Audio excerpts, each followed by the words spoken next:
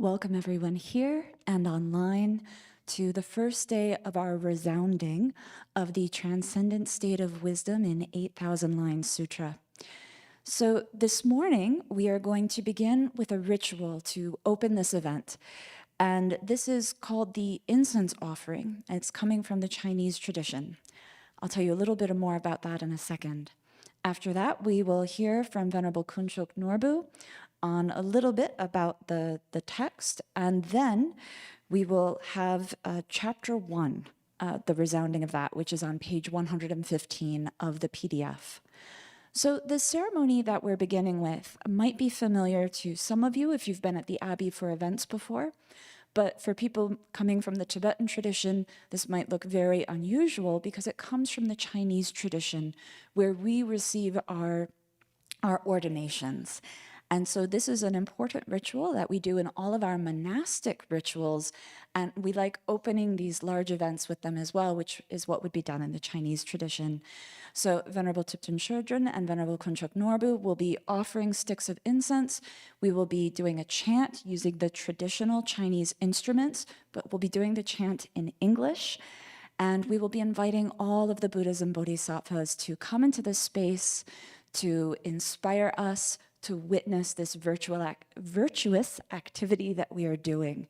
So please chant along if you can, or just listen and enjoy.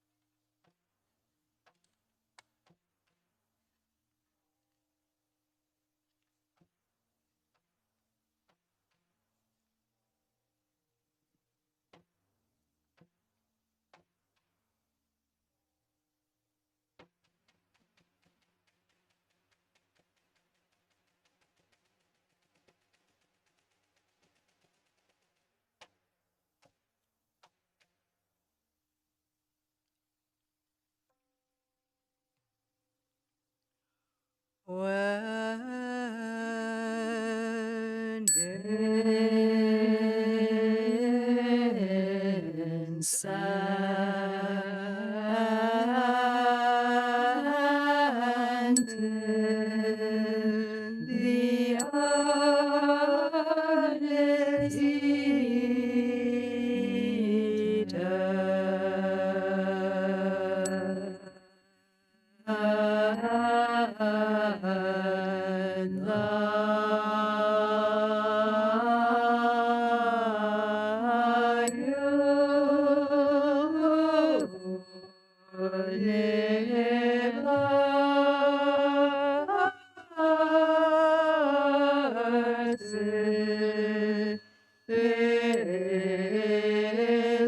enchanted the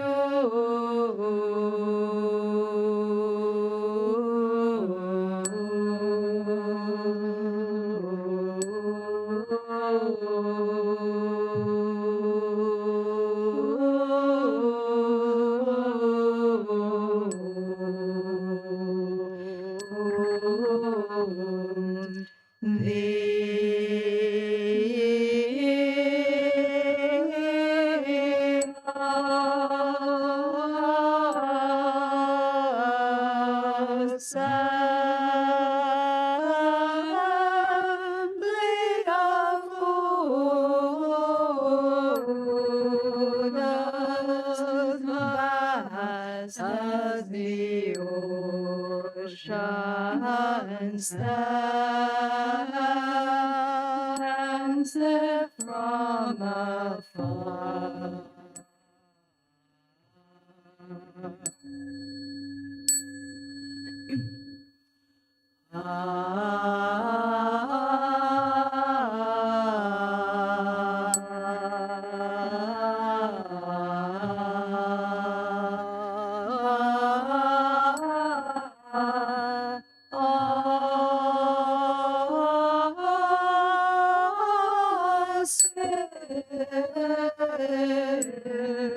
precious clouds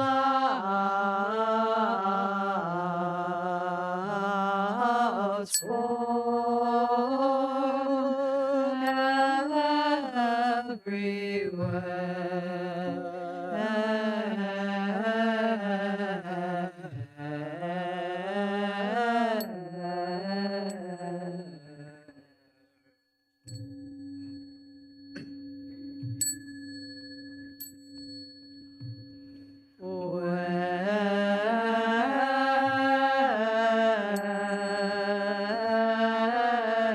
Sincere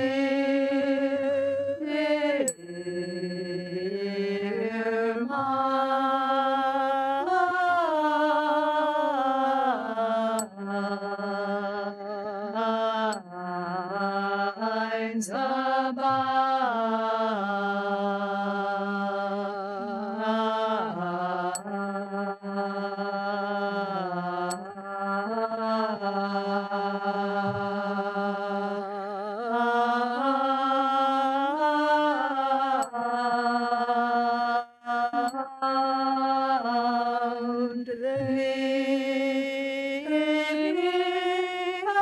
and higher bodies of Buddhas all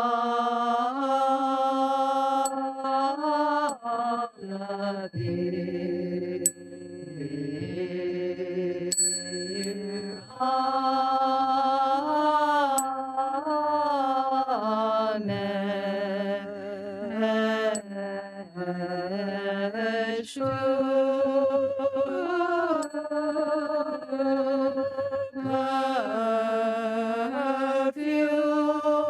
Perfume cloud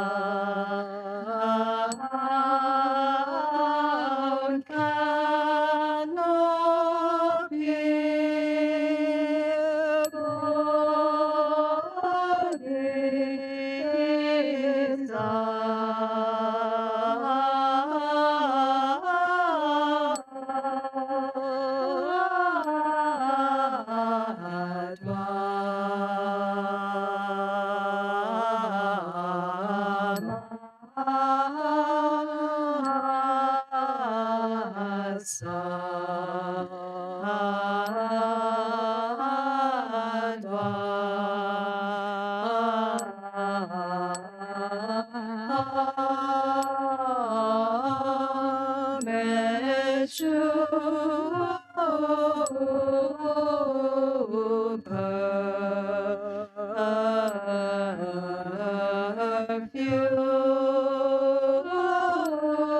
perfumed cloud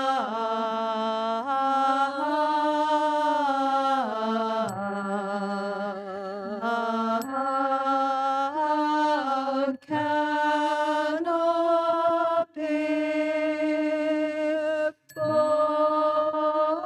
bodies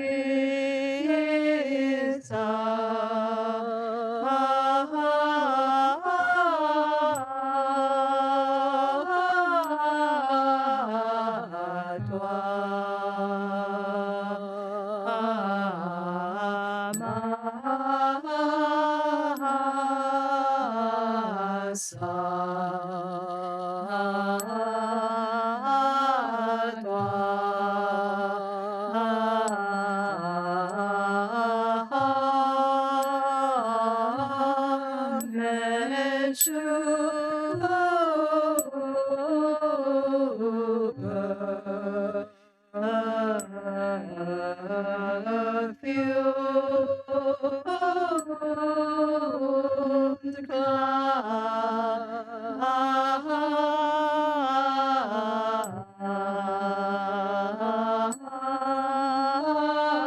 canopy bodies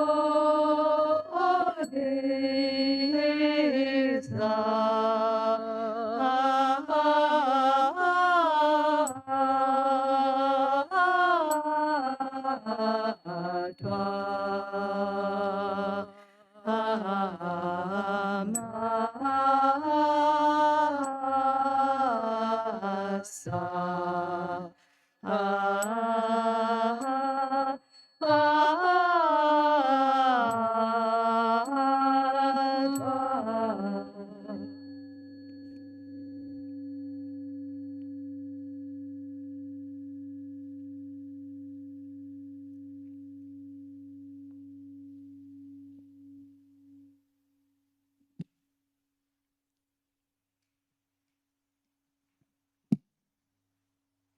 Everyone face the Buddha. We'll make a half bow together.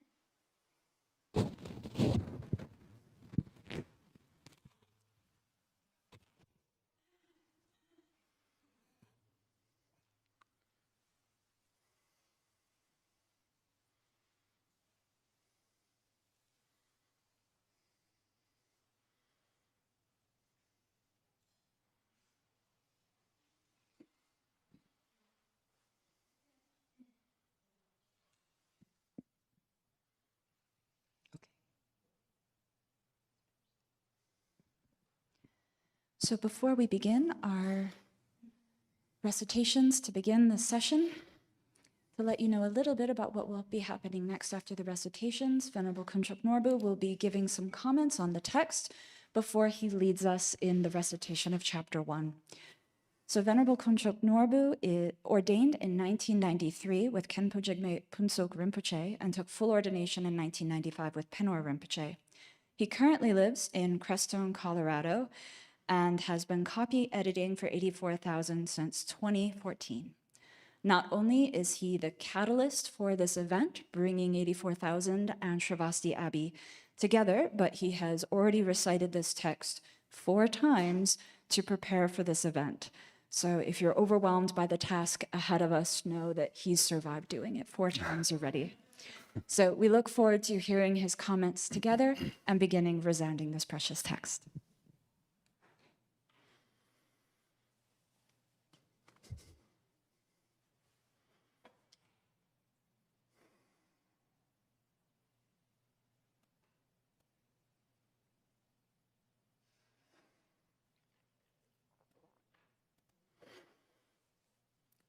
So, greetings to everyone.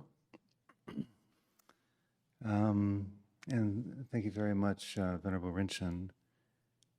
First of all, I'd like to express my gratitude to Venerable Chudran and the community of Sravasti Abbey for allowing me the honor to take this seat today and through the next 4 days of this most holy time of Saka Dawa Duchen, the time of the Buddha's birth, full awakening, and entering into parinirvana.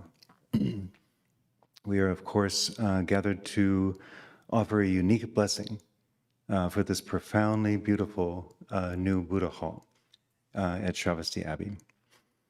And I wanted to note, I was thinking this morning that this occasion is actually extremely rare in North America. I mean, reciting it is rare to begin with, but what's increases the rarity of the occasion is we have the fourfold Saṅgha gathered here, which is extremely unusual in North America, very difficult to achieve. And so we have fully ordained bhikshunis and bhikshus, female and male fully ordained monastics, and we have male and female lay devotees, all gathered together, which is exactly how it's expressed in the text. When the Buddha would teach, the fourfold Saṅgha would gather to listen to his teachings. So this is very auspicious and really excellent. I'm going to give a couple of notes before we begin, and I know there are opening prayers before we start.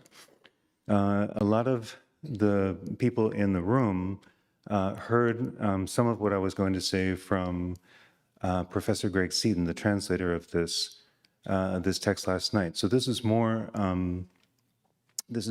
for the benefit of those who have gathered online. Some people, because of the promotion that we had done, might be expecting perfection of wisdom throughout.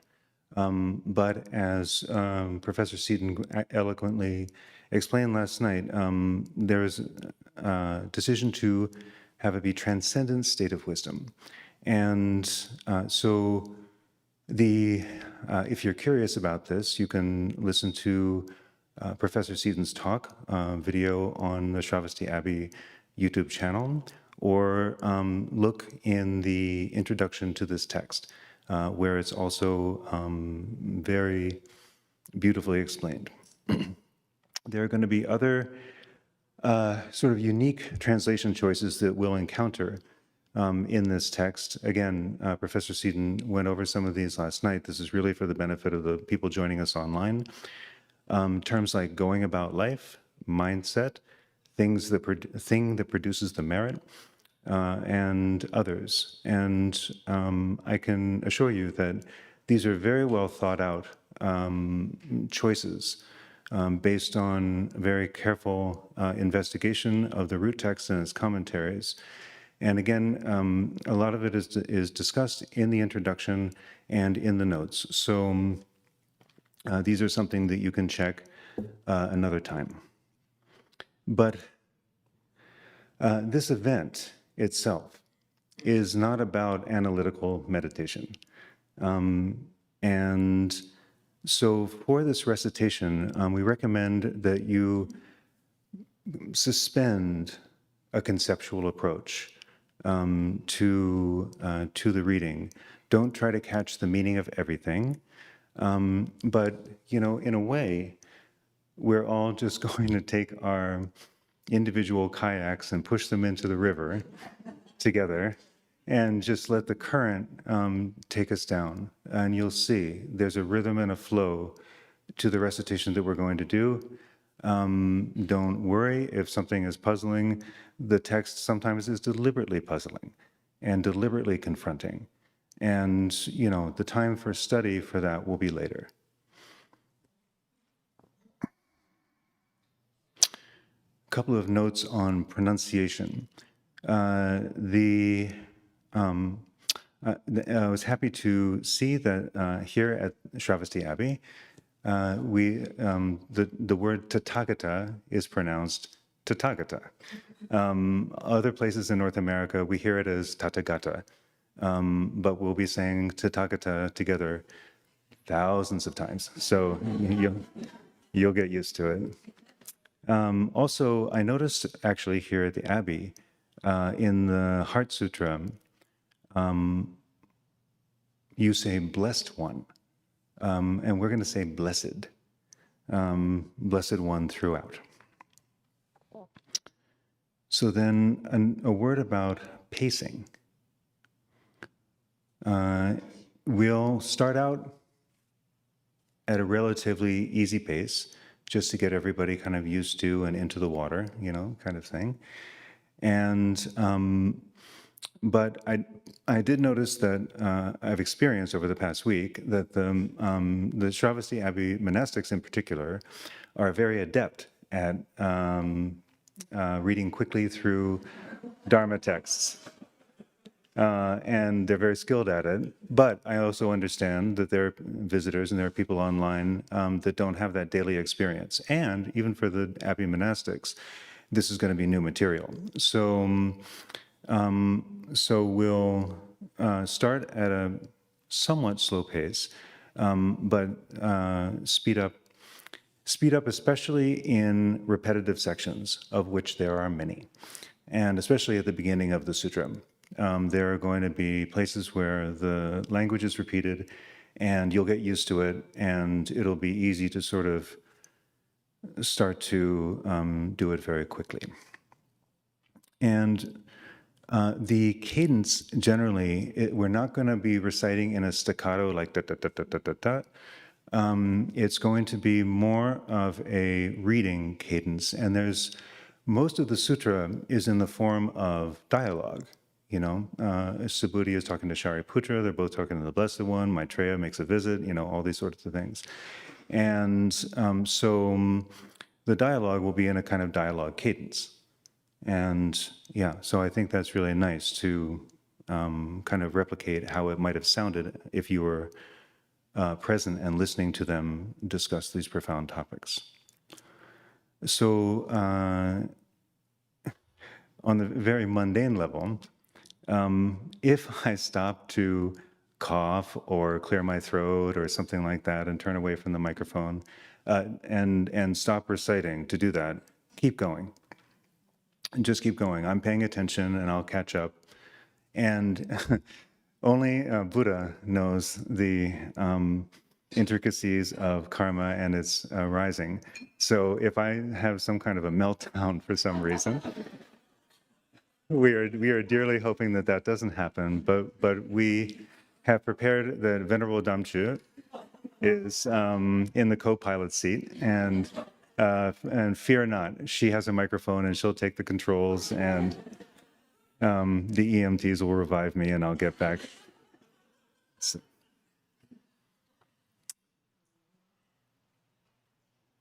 if you are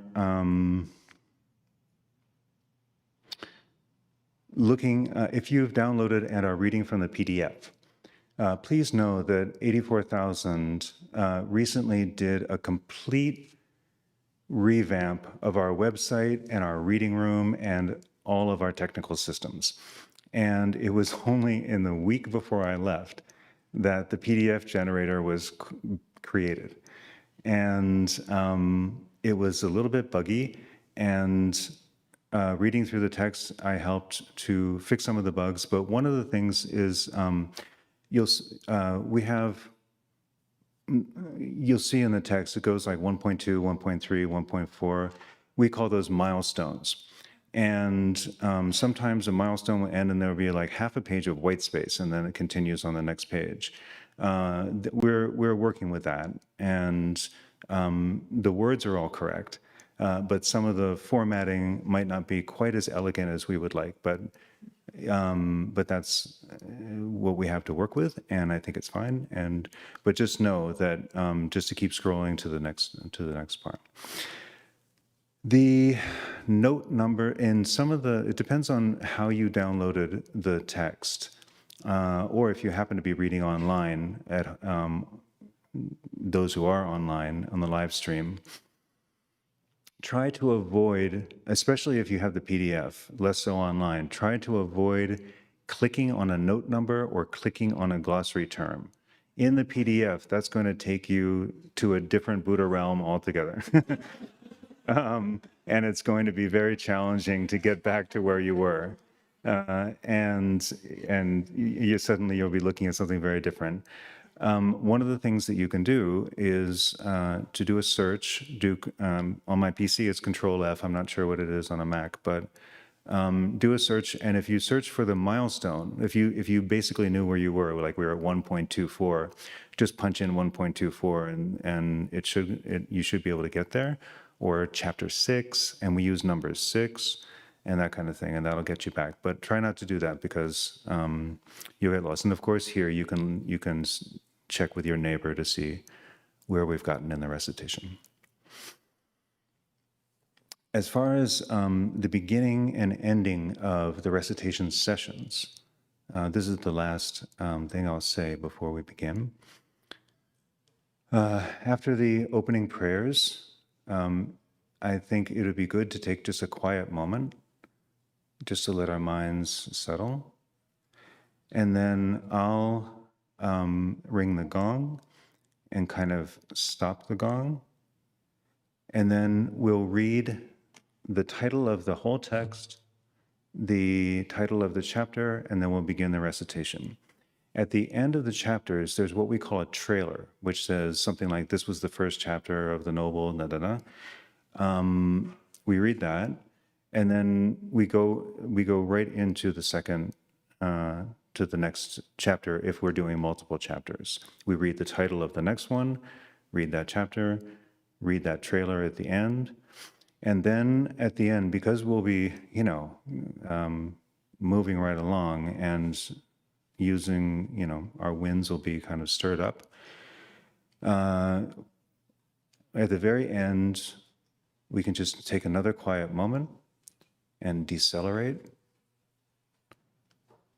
And then I'll ring the gong, and that'll be the end of the session, and we'll go to our dedication prayers. Okay? Are there any questions before we begin? Everyone has their text ready? Okay. Venerable Chinny? So just to note, we will do the morning recitations will be on that screen. Then Venerable Damcho will do a very brief motivation, and then we'll launch. Okay.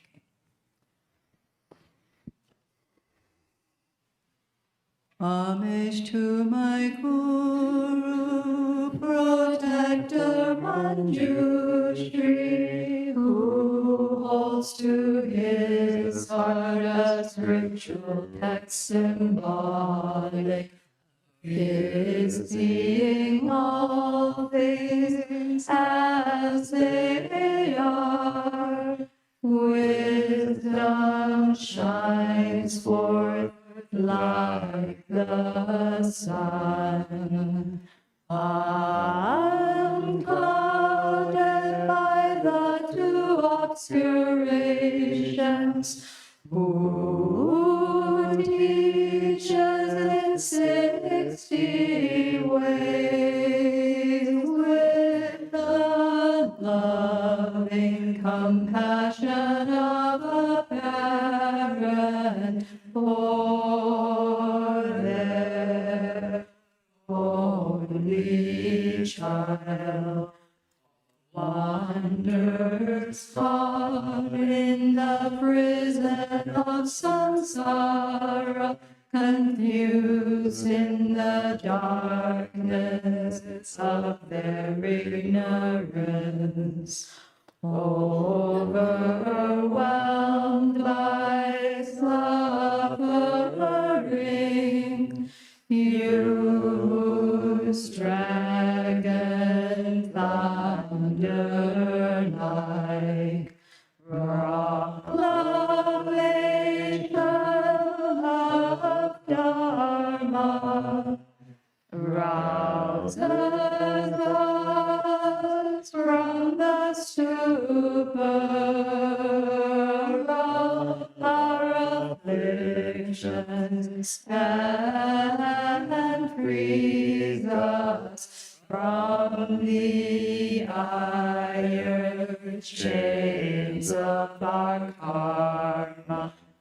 Wields the sword of wisdom, hewing down suffering where its sprouts appear, clearing the darkness of ignorance. Whose princely body is adorned with 112 marks of a Buddha. You completed the stages, achieving the highest perfection of a bodhisattva who has been pure from the beginning. I bow down to you, O Manjushri.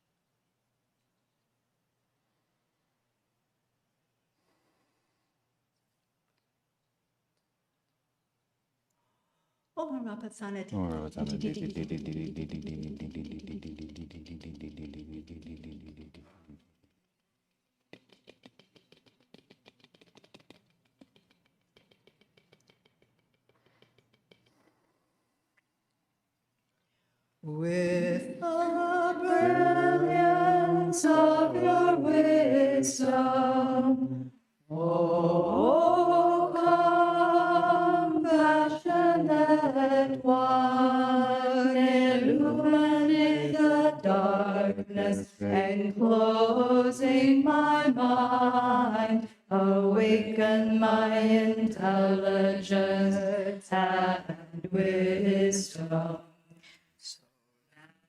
May gain insight into Buddha's words and the texts that explain them. I take refuge until I have awakened in the Buddhas, the Dharma, and the Saṅgha. By the merit I create by listening to the Dharma, I will attain Buddhahood in order to benefit all sentient beings. I take refuge until I have awakened in the Buddhas, the Dharma, and the Saṅgha. By the merit I create by listening to the Dharma, I will attain Buddhahood in order to benefit all sentient beings. I take refuge until I have awakened in the Buddhas, the Dharma, and the Saṅgha.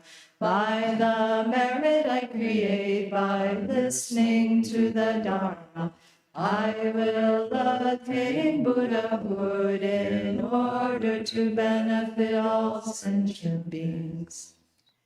This ground anointed with perfume, flowers strewn Mount Meru, foreland, sun and moon, imagined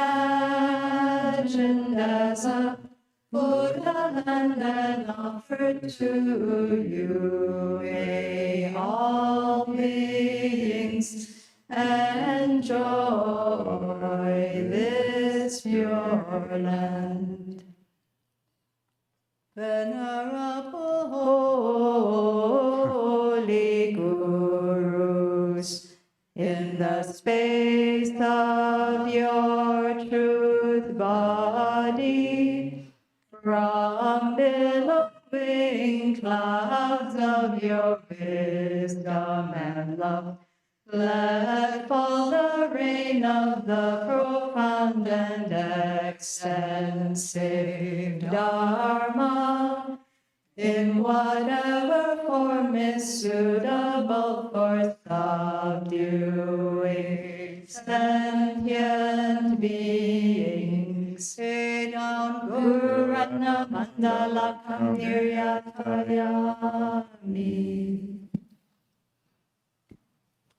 So before we embark on this incredible endeavor, let's take a moment just to turn our energy inward and touch base with our motivation for being here.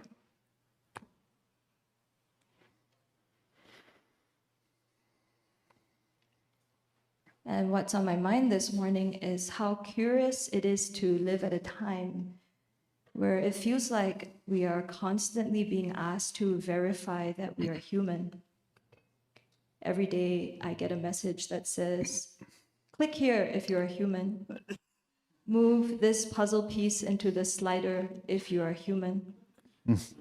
Click all images with cars if you are human. Is that what it means to be human? How do we get ourselves into this position where on a daily basis it is difficult to know the difference between what is human and what is a machine? Starting this morning and for the next couple of days, we have a very different way of verifying that we are human.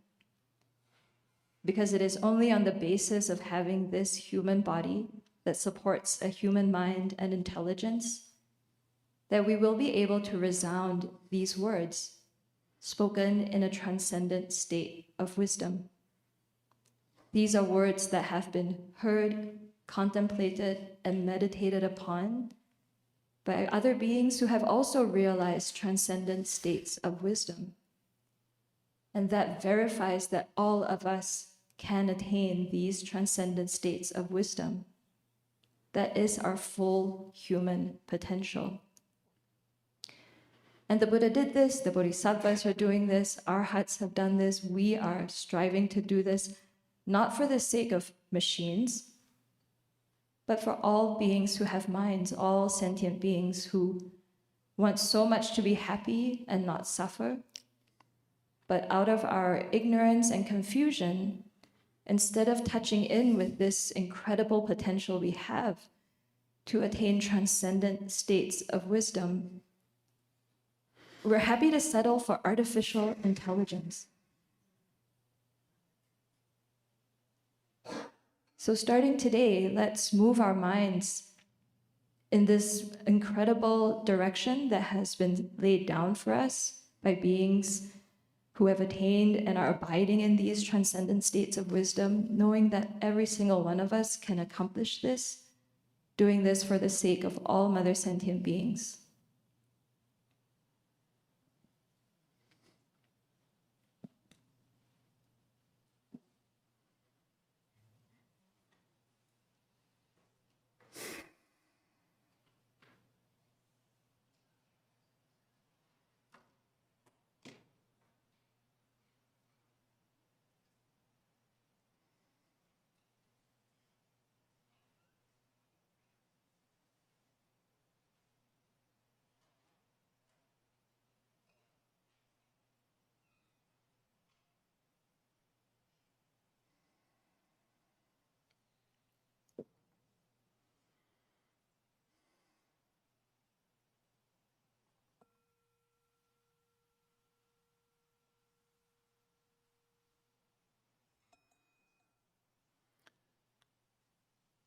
The Noble Transcendent State of Wisdom in 8,000 Lines.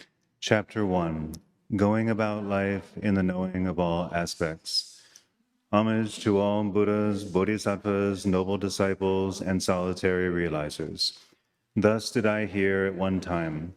The Blessed One was dwelling at Vulture Peak near Rajagriha, together with a great monastic gathering of 1,250 monks. They were all worthy ones, that is, they had eliminated the worldly influences, they had no emotional defilements, they had become self-controlled, they had utterly liberated their mindsets, they had utterly liberated their discernment, they were noble, they were exemplary, they had completed the work to be done, they had accomplished the tasks, they had laid down their burdens, they had attained the benefits for themselves, they had completely exhausted the ties to worldly existence, they had the mindset utterly liberated through accurate understanding, and they had succeeded in reaching the supreme perfection of mastery over all their mental faculties, with the exception of one single person, the Venerable Ānanda. At that time, the Blessed One addressed the elder, the Venerable Subhuti. Subhuti, starting with the transcendent state of wisdom, please illuminate for the Bodhisattva great beings the way the Bodhisattva great beings should go completely beyond cyclic existence in the transcendent state of wisdom. Then, indeed, the Venerable Shariputra wondered to himself, will the elder, the Venerable Subhuti, expound this transcendent state of wisdom to Bodhisattva great beings on his own, by virtue of his previously developed reserve of strength and wisdom and illumination, that is to say, by virtue of his being blessed with the power of wisdom and illumination, or through the Buddha's miraculous power? Then, through the miraculous power of the Buddha, the Venerable Subhuti knew in his mind that the Venerable Shariputra was having mental ruminations of these kinds, and said to the Venerable Shariputra, O Venerable Shariputra, everything that the Blessed One's disciples say, teach, expound, express, clarify, or elucidate should be known as the Tathāgata's personal doing. Why is that? It is because those disciples who trained in the Dharma taught by the Tathāgata actualize the true nature of things and keep it in mind. Once they have actualized the true nature of things and kept it in mind, absolutely nothing that they say, teach, expound, express, clarify, or elucidate is in conflict with the true nature of things. O Shariputra, it is a natural outcome of the Tathāgata's Dharma teaching itself that those noble scions, when expounding the true nature of things, do not contradict the true nature of things. Then, due to the miraculous power of the Buddha, Subhuti said to the Blessed One, the Blessed One said, Subhuti, starting within the transcendent state of wisdom, please illuminate for the Bodhisattva grade beings the way the Bodhisattva grade beings should go completely beyond cyclic existence in the transcendent state of wisdom. O Blessed One, when you say Bodhisattva here, to what thing does the term Bodhisattva refer? O Blessed One, I do not identify anything called a Bodhisattva, nor do I identify anything called a transcendent state of wisdom. Since I myself do not find, mentally perceive, or identify a Bodhisattva or anything called a Bodhisattva, and I also do not find, mentally perceive, or identify a transcendent state of wisdom, what Bodhisattva shall I instruct and guide in what transcendent state of wisdom? Nonetheless, O Blessed One, when this is being described, taught, and expounded in this way, if the mindset of a bodhisattva grade being does not become deflated, depressed, dejected, or sunk into despondency, and his or her mental attitude does not become discouraged, shattered, frightened, terrified, or stricken with terror, then this very bodhisattva grade being should be guided in the transcendent state of wisdom. Precisely this state should be understood as that bodhisattva grade being's transcendent state of wisdom. Precisely this state is the instruction in the transcendent state of wisdom. When a bodhisattva grade being is abiding in such a mindset, that alone is his or her instruction and guidance. Furthermore, O Blessed One, by going about life in the transcendent state of wisdom and cultivating it, a bodhisattva grade being should train in such a way that, while being trained, he or she would not develop conceits even about that mindset of awakening. Why is that? It is because that mindset is free of a mindset, which is to say, it is the luminously clear essential nature of a mindset. Then the Venerable Shariputra asked the Venerable Subhuti, but Venerable Subhuti, if that mindset is free of a mindset, does that mindset exist? In response, the Venerable Subhuti asked the Venerable Shariputra, well, Venerable Shariputra, in the state free of a mindset, is an existence or a non-existence found or mentally perceived? Definitely not, Venerable Subhuti, replied the Venerable Shariputra. The Venerable Subhuti continued, O Venerable Shariputra, if in that state free of a mindset, an existence or a non-existence is neither found nor mentally perceived, then is your questioning of my statement reasonable, as you expressed it, saying if that mindset is free of a mindset, does that mindset exist? In response, the Venerable Shariputra asked the Venerable Subhuti, what then, Venerable Subhuti, is the state free of a mindset? The Venerable Subhuti then said this, O Venerable Shariputra, the state free of a mindset is free of changing and free of conceptualization. The Venerable Shariputra then said to the Venerable Subhuti, excellent, Venerable Subhuti, excellent. You are explaining just the way that the Blessed One indicated you would, that is to say, as the foremost among those who abide free of conflict. So from this, we should understand a bodhisattva grade being to be beyond regressing from unsurpassed perfect awakening. Also, we should know a bodhisattva grade being never to be lacking the transcendent state of wisdom. Furthermore, anyone who wishes to train for a level of a disciple must listen to this very transcendent state of wisdom, take it in, keep it in mind, chant it, master it, and pass it on. He or she must train and engage in meditation in this very transcendent state of wisdom. Furthermore, anyone who wishes to train for the level of a solitary realizer must listen to this transcendent state of wisdom, take it in, keep it in mind, chant it, master it, and pass it on. He or she must train and engage in meditation in this very transcendent state of wisdom. Furthermore, anyone who wishes to train for the level of a bodhisattva must listen to this very transcendent state of wisdom, take it in, keep it in mind, chant it, master it, and pass it on. Anyone endowed with skill and means must engage in meditation in this very transcendent state of wisdom in order to achieve all the bodhisattva qualities. Why is that? It is because all the bodhisattva qualities are expounded in detail in this very transcendent state of wisdom, in which a bodhisattva must train and engage in meditation. Finally, anyone who wishes to attain even in unsurpassed perfect awakening must listen to this transcendent state of wisdom, take it in, keep it in mind, chant it, master it, and pass it on. Why is that? It is because all the Buddha qualities are expounded in detail here in this very transcendent state of wisdom, in which a bodhisattva must train and engage in meditation. The Venerable Subhuti then said to the Blessed One, O Blessed One, I myself do not find, do not mentally perceive, and do not identify this very designation bodhisattva, nor do I find, mentally perceive, or identify the transcendent state of wisdom.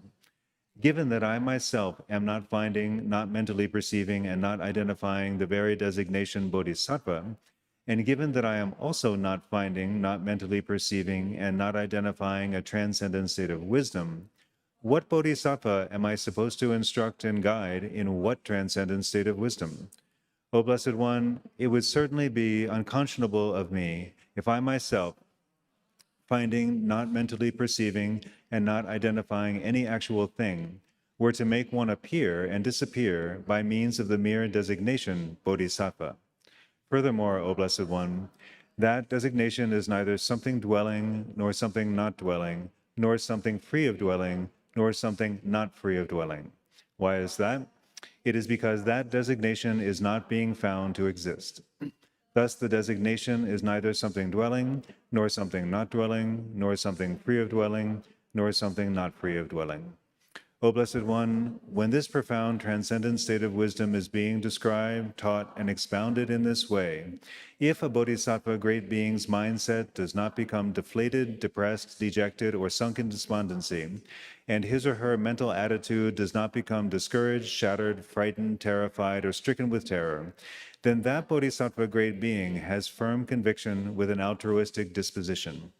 Also, one should recognize him or her to be never lacking the transcendent state of wisdom, on the level of a bodhisattva beyond regressing, and to dwell with ease by means of freedom from dwelling. Furthermore, O Blessed One, a bodhisattva great being who goes about life in the transcendent state of wisdom and cultivates the transcendent state of wisdom would not dwell on physical forms, feelings, conceptions, conditioning factors, or consciousness. Why is that? It is because if she were to dwell on physical forms, he or she would go about life in the cumulative construction of physical forms. He or she would not go about life in the transcendent state of wisdom. Likewise, if he or she were to dwell on feelings, conceptions, conditioning factors, and consciousness, he or she would not go about life in the cumulative construction of feelings, conceptions, conditioning factors, and consciousness, and would not go about life in the transcendent state of wisdom. Why is that? It is because while going about life cumulatively constructing these, he or she would not apprehend the transcendent state of wisdom, would not engage in meditation, and would not accomplish the transcendent state of wisdom. By not accomplishing the transcendent state of wisdom, he or she would not go beyond cyclic existence in the state of complete knowing by means of apprehending the inapprehensible. Why is that? It is because in the transcendent state of wisdom, physical forms are not apprehended. Likewise, in the transcendent state of wisdom, feelings, conceptions, conditioning factors, and consciousness are not apprehended. Furthermore, the non-apprehending of physical forms is not the same as physical forms. Likewise, the non-apprehending of feelings, conceptions, conditioning factors, and consciousness is not the same as feelings, conceptions, conditioning factors, and consciousness. And this transcendent state of wisdom is not something apprehended in addition to those. Therefore, it is in this transcendent state of wisdom that a bodhisattva great being should go about life. Also, the bodhisattva great being's meditative concentration, called the meditative concentration free of anything apprehended, is vast, highly esteemed, focused on what is beyond measure, and unshared by the disciples and solitary realizers. Of complete knowing is not apprehended, since it cannot be grasped through conventional signs. If it were something to be grasped through conventional signs, then the wandering ascetic Shrenika would never have gained faith in this teaching of the Buddha. Indeed, as someone who proceeded based on faith, The wandering ascetic Shrenika had firm conviction in the knowing of someone who has complete knowing, and he entered into it through a knowing limited in scope. After entering it, he did not apprehend physical forms. Likewise, he did not apprehend feelings, conceptions, conditioning factors, or consciousness. In that state, he did not even identify that knowing as delight or ease. Nor did he identify that knowing as inside physical forms. Nor did he identify that knowing as outside physical forms. Nor did he identify that knowing as both inside and outside physical forms. Nor did he identify that knowing as other than physical forms. Likewise, he did not identify that knowing as inside feelings, conceptions, conditioning factors, or consciousness. Nor did he identify that knowing as outside feelings, conceptions, conditioning factors, or consciousness. Nor did he identify that knowing as both inside and outside feelings, conceptions, conditioning factors, or consciousness. Nor did he identify that knowing as something other than feelings, conceptions, conditioning factors, or consciousness. The wandering ascetic Shrenika had firm conviction in this way of proceeding. Everywhere along this way, he was someone who proceeded based on faith in the knowing of someone who has complete knowing. Hence it is said, he took the true nature of Dharma to be authoritative in this way and had firm conviction in it. For this reason, he neither apprehended nor mentally perceived anything that he could grasp or let go of. He did not develop conceits even about nirvana. O Blessed One, this too should be known as the transcendent state of wisdom of a bodhisattva great being, insofar as he or she does not apprehend physical forms, feelings, conceptions, conditioning factors, or consciousness. Nor does a bodhisattva great being pass into nirvana in the interval without having realized the 10 powers of a Tathāgata, the 4 grounds for self-confidence of a Tathāgata, and the 18 distinctive qualities of a Buddha. Therefore, O Blessed One, this should be known as the transcendent state of wisdom of a bodhisattva great being. Furthermore, a bodhisattva great being who goes about life in the transcendent state of wisdom and cultivates it should reflect and meditate upon it in the following way. What is that transcendent state of wisdom? To whom does the transcendent state of wisdom belong? Is that thing that is neither found nor mentally perceived the transcendent state of wisdom? If, reflecting or meditating upon it in this way, a bodhisattva great being's mindset does not become deflated, depressed, dejected, or sunk in despondency, and if his or her mental attitude does not become discouraged, shattered, frightened, terrified, or stricken with terror, then such a bodhisattva great being should be known as a bodhisattva who never lacks the transcendent state of wisdom.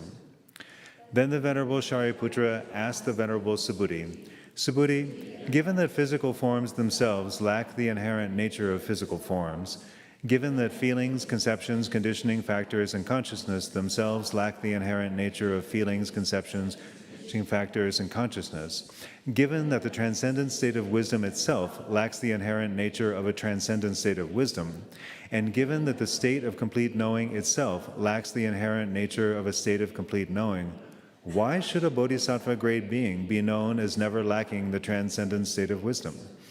The Venerable Subhuti replied to the Venerable Shariputra, You are right, Venerable Shariputra, you are right. Physical forms themselves lack the inherent nature of physical forms. Likewise, feelings, conceptions, conditioning factors, and consciousness themselves lack the inherent nature of feelings, conceptions, conditioning factors, and consciousness. If wisdom itself lacks the inherent nature of a transcendent state of wisdom. The state of complete knowing itself lacks the inherent nature of a state of complete knowing. Even the transcendent state of wisdom lacks the defining characteristic of a transcendent state of wisdom. Even a defining characteristic lacks the inherent nature of a defining characteristic. Even what is to be characterized by a defining characteristic lacks the inherent nature of being characterized. Even an inherent nature lacks the defining characteristic of an inherent nature. The Venerable Shariputra then asked the Venerable Subhuti, Subhuti, will a bodhisattva great being who trains in this go beyond cyclic existence to the state of complete knowing? The Venerable Subhuti replied to the Venerable Shariputra, Yes, that bodhisattva great being will go. Venerable Shariputra, yes, that bodhisattva great being will go. A bodhisattva great being who trains in this will go beyond cyclic existence to the state of complete knowing. Why is that? Because, Venerable Shariputra, all things are never even born and are not gone beyond. Venerable Shariputra, a bodhisattva great being, in going about life in such a manner, approaches the state of complete knowing. In whatever manner he or she approaches the state of complete knowing, in that manner he or she, for the sake of causing beings to mature, refines his or her body and mind, refines his or her particular appearance, refines his or her Buddha field, and meets with the Buddhas. Thus, a bodhisattva great being who goes about life in the transcendent state of wisdom is approaching the state of complete knowing. Moreover, the Venerable Subhuti said the following about a bodhisattva great being. If a bodhisattva great being goes about life in physical forms, then he or she is going about life in a conventional sign. If he or she goes about life in the conventional sign of physical forms, then he or she is going about life in a conventional sign. If he or she goes about life in the notion physical forms are a conventional sign, then he or she is going about life in a conventional sign. If he or she goes about life in the arising of physical forms, then he or she is going about life in a conventional sign. If he or she goes about life in the cessation of physical forms, then he or she is going about life in a conventional sign.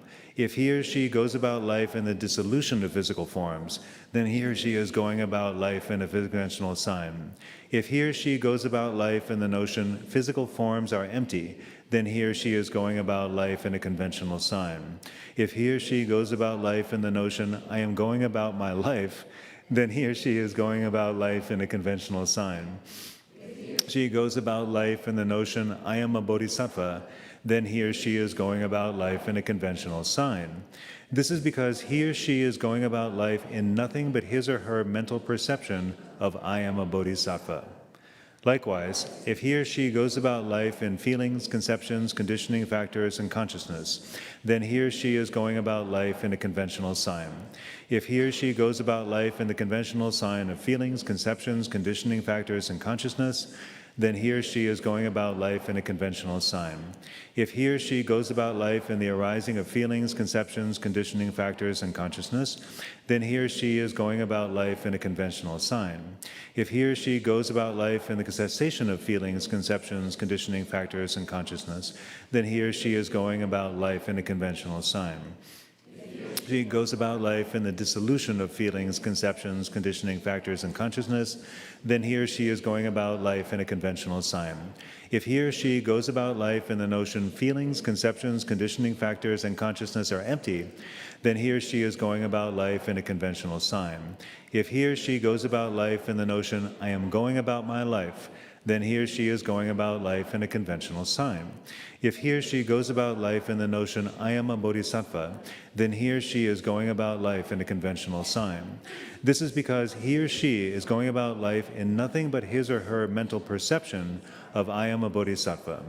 Furthermore, if it occurs to him or her, those who go about life in this way are going about life in the transcendent state of wisdom and are cultivating it, then he or she is going about life in nothing but a conventional sign. Such a bodhisattva should be known as someone who is not skilled in means. Then the Venerable Shariputra asked the Venerable Subhuti, if a bodhisattva great being were to go about life in the transcendent state of wisdom, then how, Venerable Subhuti, would he or she do so? At this, the Venerable Subhuti said to the Venerable Shariputra, O Venerable Shariputra, a bodhisattva great being does not go about life in physical forms, does not go about life in the conventional sign of physical forms, does not go about life in the notion physical forms are a sign, in the arising of physical forms, does not go about life in the cessation of physical forms, does not go about life in the dissolution of physical forms, does not go about life in the notion physical forms are empty, does not go about life in the notion I am going about my life, and does not go about life in the notion I am a bodhisattva. Likewise, he or she does not go about life in feelings, conceptions, or conditioning factors. He He or she does not go about life in consciousness, does not go about life in the conventional sign of consciousness, does not go about life in the notion consciousness is a conventional sign, does not go about life in the arising of consciousness, does not go about life in the cessation of consciousness, does not go about life in the dissolution of consciousness, does not go about life in the notion consciousness is empty, does not go about life in the notion I am going about my life, and does not go about life in the notion I am a bodhisattva. If he or she does not think those who go about life in this way are going about life in the transcendent state of wisdom and are cultivating the transcendent state of wisdom, then a bodhisattva grade being who is going about life in this way is going about life in the transcendent state of wisdom. For he or she never goes close to the thoughts, I am going about my life, I am going about life, I am going about my life and not going about my life, or I am neither going about my life nor not going about my life. Nor does he or she arrive at the thoughts, I will be going about my life, I will not be going about my life, I will both be going about my life and not be going about my life, or I will neither be going about my life nor not be going about my life. Why does he or she not come to think that? It is because no things are either arrived at or taken hold of. This meditative concentration of a bodhisattva grade being, called the meditative concentration free of anything apprehended, is vast, highly esteemed, focused on what is beyond measure, and unshared by the disciples and solitary realizers. By abiding in this very meditative concentration, bodhisattva grade being quickly realizes unsurpassable, completely perfect awakening. Through the miraculous power of the Buddha, the elder, the Venerable Subhuti, continued, O Blessed One, a bodhisattva grade being whom the previous worthy, perfectly and completely awakened Tathāgatas have foreordained for unsurpassable perfect awakening, abides in precisely this meditative concentration. Yet he or she does not identify that meditative concentration and does not develop conceits about it, thinking, I am concentrated, I will attain the meditative concentration, I am attaining the meditative concentration, or I have attained the meditative concentration. Never are such thoughts as these experienced by that bodhisattva grade being in any form or any manner. At this, the Venerable Shariputra asked the Venerable Subhuti, O Venerable Subhuti, in what meditative concentration is a bodhisattva grade being, whom the previous worthy, perfectly and completely awakened Tathāgatas have foreordained for unsurpassable perfect awakening, abiding? Is that meditative concentration something that can be demonstrated? Definitely not, Venerable Shariputra, replied Subhuti. Why is that? It is because even such a noble son or daughter does not perceive that meditative concentration, nor does he or she conceive of it. The Venerable Shariputra asked, Venerable Subhuti, are you saying that neither do they perceive it, nor do they conceive of it? The Venerable Subhuti replied, O Venerable Shariputra, I am saying that neither do they perceive it, nor do they conceive of it. Why not? Because, insofar as that meditative concentration is found not, they neither perceive it, nor do they conceive of it. Then the Blessed One commended the Venerable Subhuti. Excellent, Venerable Subhuti, excellent. It is exactly so, Subhuti, exactly so.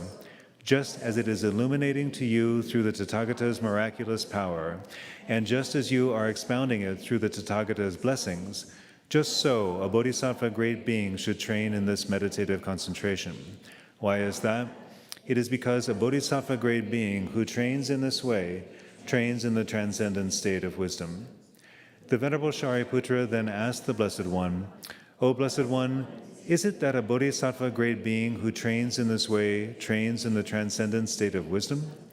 At this, the Blessed One said to the Venerable Shariputra, Shariputra, a bodhisattva great being who trains in this way is training in the transcendent state of wisdom.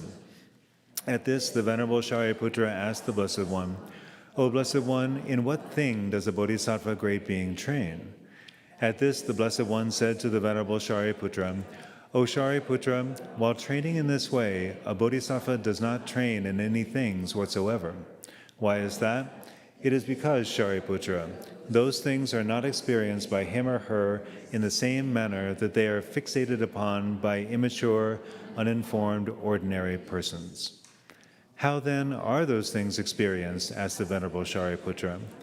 The Blessed One replied, O Shariputra, insofar as those things are not experienced as existing, they are experienced. And since those things are not known to exist by that bodhisattva great being, they are called ignorance. Those things are habitually fixated upon by immature, uninformed, ordinary persons. But all things, insofar as they are not actually experienced, are just imagined by them. After imagining them, those immature, ordinary beings become entangled in the two extremes, and neither perceive nor see those things. Hence, they imagine all the things not being experienced, and after imagining those, they become habitually fixated on the two extremes. After habitually fixating on those extremes, they resort to their mental perception as a foundation and imagine things as past, things as future, and things as present. After imagining those, they become fixated on names and physical forms. These things also imagined by them. Imagining all these things not being experienced, they neither perceive nor see the path in accordance with reality. Since they are not perceiving or seeing the path in accordance with reality, they neither go beyond the three realms nor awaken to the pinnacle of reality. For this reason, those beings are considered immature. They do not place their trust in the true Dharma. On the other hand, Shariputra, bodhisattva great beings do not fixate upon anything at all as the Dharma. At this, the Venerable Shariputra asked the Blessed One, But, O Blessed One, does a bodhisattva great being who trains in this way train in the state of complete knowing? The Blessed One said, Shariputra, a bodhisattva great being who trains in this way does not train even in the state of complete knowing. Shariputra, a bodhisattva great being who trains in this way trains in all things. Shariputra, a bodhisattva great being who trains in the state of complete knowing in this way, is approaching that state and will go beyond cyclic existence in that knowing. Then the Venerable Subhuti said to the Blessed One, O Blessed One, someone might ask me, is it the case that a bodhisattva great being who is like an illusory person would train in the state of complete knowing, approach that state, and go beyond cyclic existence in it? O Blessed One, if one were questioned in this way, how should one explicate the topic? In response, the Blessed One said to the Venerable Subhuti, To explain, Subhuti, I will ask you some questions about this topic in return. Answer them however you please. The Venerable Subhuti assented to the Blessed One by saying, Very well, Blessed One. The Blessed One asked, Subhuti, regarding a magical, illusion-like bodhisattva great being, what do you think? Are his or her physical forms one thing and the magical illusion a different thing? Are his or her feelings one thing and the magical illusion a different thing? Are his or her conceptions one thing and the magical illusion a different thing? Are his or her conditioning factors one thing and the magical illusion a different thing? Subhuti, is his or her consciousness one thing and the magical illusion a different thing? Definitely not, Blessed One, said Subhuti. For, O Blessed One, it is not that physical forms are one thing and the magical illusion a different thing. Physical forms themselves, Blessed One, are the magical illusion, and the magical illusion itself is the physical forms. Likewise, O Blessed One, feelings, conceptions, conditioning factors, and consciousness are not one thing, and the magical illusion a different thing. Conceptions, conditioning factors, and consciousness themselves are magical illusion, and the magical illusion is the feelings, conceptions, conditioning factors, and consciousness. The Blessed One asked, Subhuti, what do you think? Is the so-called bodhisattva here a conception, a name, a designation, and a conventional expression for the constituents underlying the clinging to existence? In response, Subhuti said to the Blessed One, O Blessed One, yes. O Tathāgata, yes it is. O Blessed One, the reason is that a bodhisattva great being who trains in the transcendent state of wisdom is like an illusory person being trained in unsurpassable perfect awakening. Why is that? It is because, O Blessed One, it should be kept in mind that a bodhisattva great being is him or herself an illusory person. That is to say, the five constituents underlying the clinging to existence. Why is that? It is because, O Blessed One, that is how the Blessed One is taught. that physical forms are like a magical illusion, and what is so for physical forms is also so for the 6 sense organs and all 5 constituents. Likewise, it is because, O Blessed One, that is how the Blessed One has taught, that feelings, conceptions, and conditioning factors are like a magical illusion, and likewise the Blessed One has taught that consciousness is like a magical illusion, and what is so for feelings, conceptions, conditioning factors, and consciousness is also so for the 6 sense organs and all 5 constituents. O Blessed One, if those bodhisattva grade beings have just begun to set out on the path and have heard this explication, would they not be frightened, terrified, or stricken with terror? The Blessed One said, Subhuti, if those bodhisattva grade beings who have just begun to set out on the path fall into the hands of unvirtuous friends, they will be frightened, terrified, or stricken with terror. But, Subhuti, if the bodhisattva grade beings who have just begun to set out on the path fall into the hands of virtuous friends, they will not be frightened, terrified, or stricken with terror. At this, Subhuti asked the Blessed One, one should be known as virtuous friends for a bodhisattva grade being. The Blessed One said, virtuous friends are those who instruct and guide a bodhisattva grade being in the transcendent states and expound to him or her the activities of Mara like this. The corruptions of Mara should be recognized as such. These are the corruptions of Mara. These activities of Mara should be recognized as such. These are the activities of Mara. Once you have recognized them, you should abandon them. Subhuti, such people should be known as the virtuous friends of a bodhisattva grade being, don the great armor, who has set out on the great journey and has embarked on the great vehicle. At this, Subhuti said to the Blessed One, what the Blessed One has said is as follows. Such people should be known as the virtuous friends of a bodhisattva grade being who has donned the great armor, has set out on the great journey, and has embarked on the great vehicle. And yet, O Blessed One, regarding that which you call a bodhisattva grade being, what is the referent of the word bodhisattva? At this, the Blessed One said to Subhuti, Subhuti, the referent of the word bodhisattva is free of any referent. Why is that? Subhuti, it is because a bodhisattva grade being trains to be free of being entangled with any things. Subhuti, when a bodhisattva grade being is free of being entangled with the objective of comprehending all things, he or she realizes unsurpassable perfect awakening. But, Subhuti, since he or she has the objective of awakening, he or she is called a bodhisattva grade being. Subhuti said, but the Blessed One has called him or her a bodhisattva grade being. For what reason, O Blessed One, is he or she called a bodhisattva that is a great being? The Blessed One said, as he or she will cause a great number of beings and a great gathering of beings to achieve the greatest goal. Since he or she has this objective, he or she is called a great being bodhisattva. Then the Venerable Shariputra said to the Blessed One, O Blessed One, I too will venture to illuminate the objective due to which a bodhisattva is called. Shariputra, please illuminate what you are thinking right now. The Venerable Shariputra said, the objective due to which a bodhisattva is called a great being is that he or she is going to teach the Dharma to eliminate the numerous erroneous beliefs, such as the erroneous beliefs in a self, the erroneous beliefs in a being, the erroneous beliefs in a soul, the erroneous beliefs in a person, the erroneous beliefs in existence, the erroneous beliefs in dissolution, the erroneous beliefs in nihilism, the erroneous beliefs in eternalism, and the erroneous beliefs in individuality, and so on. And the Blessed said to the Blessed One, O Blessed One, I too will venture to be illuminating about why a bodhisattva is called a great being. The Blessed One said, Subhuti, please venture to illuminate what you are thinking right now.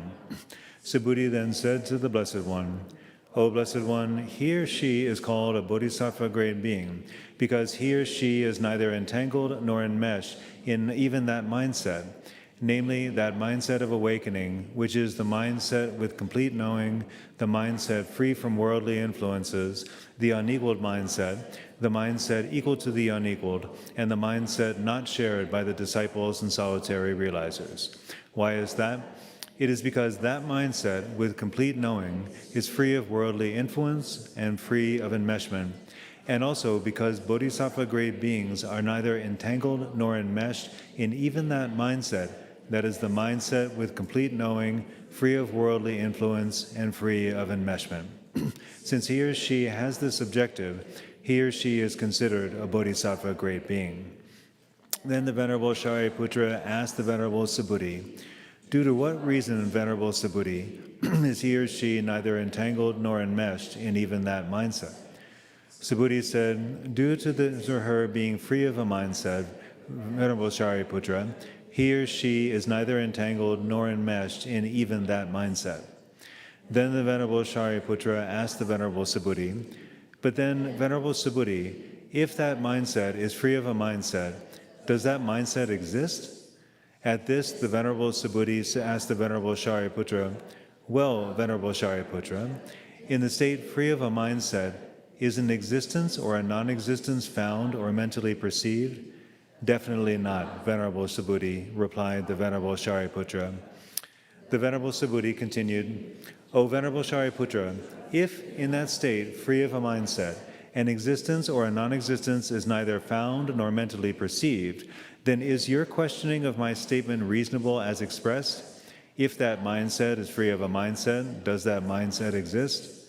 The Venerable Shariputra then said to the Venerable Subhuti, excellent, excellent, Venerable Subhuti. You are explaining in just the way that the Blessed One indicated that you would, that is to say, as the foremost among those who abide free of conflict.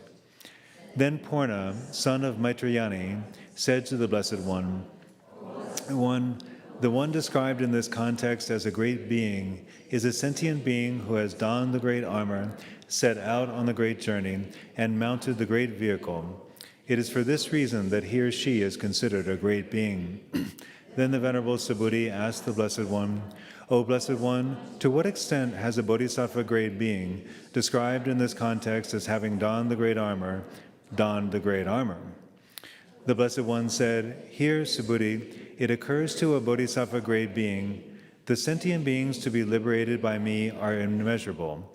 The sentient beings to be liberated by me are innumerable. And yet there are no sentient beings to be liberated by anyone. With this understanding, he or she causes all those sentient beings to be liberated, and yet no one is liberating and no one is liberated. Why is that? Subhuti, it is because in light of the illusory nature of things, this is the true nature of things. Subhuti, it is just as if a skilled illusionist or a magical illusionist apprentice were to conjure up a great gathering of people at the intersection of 4 highways. Then, having conjured them up, if he or she were to make that very gathering of people disappear, Subhuti, what would you think in that case? Would anyone have killed anyone? Would anyone be dead or destroyed? Would anyone have made them disappear? Definitely not, Blessed One, said Subhuti. The Blessed One said, Subhuti, in this very way, a bodhisattva grade being liberates immeasurable and innumerable sentient beings, and yet no one is liberating and no one is liberated. If a bodhisattva grade being hears this explication without being given in this way, and is not frightened, terrified, or stricken with terror, then, Subhuti, that bodhisattva grade being should be known as having donned the great armor to that extent. Then the Venerable Subhuti said to the Blessed One, indeed, O Blessed One, as far as I have understood the point of the Blessed One's explication, the bodhisattva grade being should be known as not having donned the great armor. The Blessed One said, you are right, Subhuti, you are right. The bodhisattva grade being should be known indeed as not having donned the great armor. Why not? Because, Subhuti, the state of complete knowing is uncreated, untransformed, and unconditioned. Also, those sentient beings for whose sake he or she has donned the great armor are neither created, nor transformed, nor conditioned. At this, the Venerable Subhuti said to the Blessed One, so it is, O Blessed One, so it is, Sugata. Why is that? Blessed One, it is because physical forms are neither fettered nor liberated. Likewise, O Blessed One, feelings, conceptions, conditioning factors, and consciousness are neither fettered nor liberated. Also, the actual nature of physical forms is neither fettered nor liberated. Likewise, O Blessed One, the actual nature of feelings, conceptions, conditioning factors, and consciousness is neither fettered nor liberated. Then the Venerable Purna, son of Maitrayani, said to the Venerable Subhuti, O Venerable Subhuti, you say that physical forms are neither fettered nor liberated.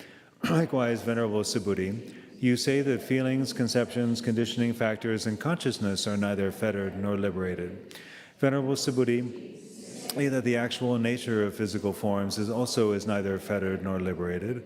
Likewise, Venerable Subhuti, you say that the actual nature of things, conceptions, conditioning factors, and consciousness is neither fettered nor liberated.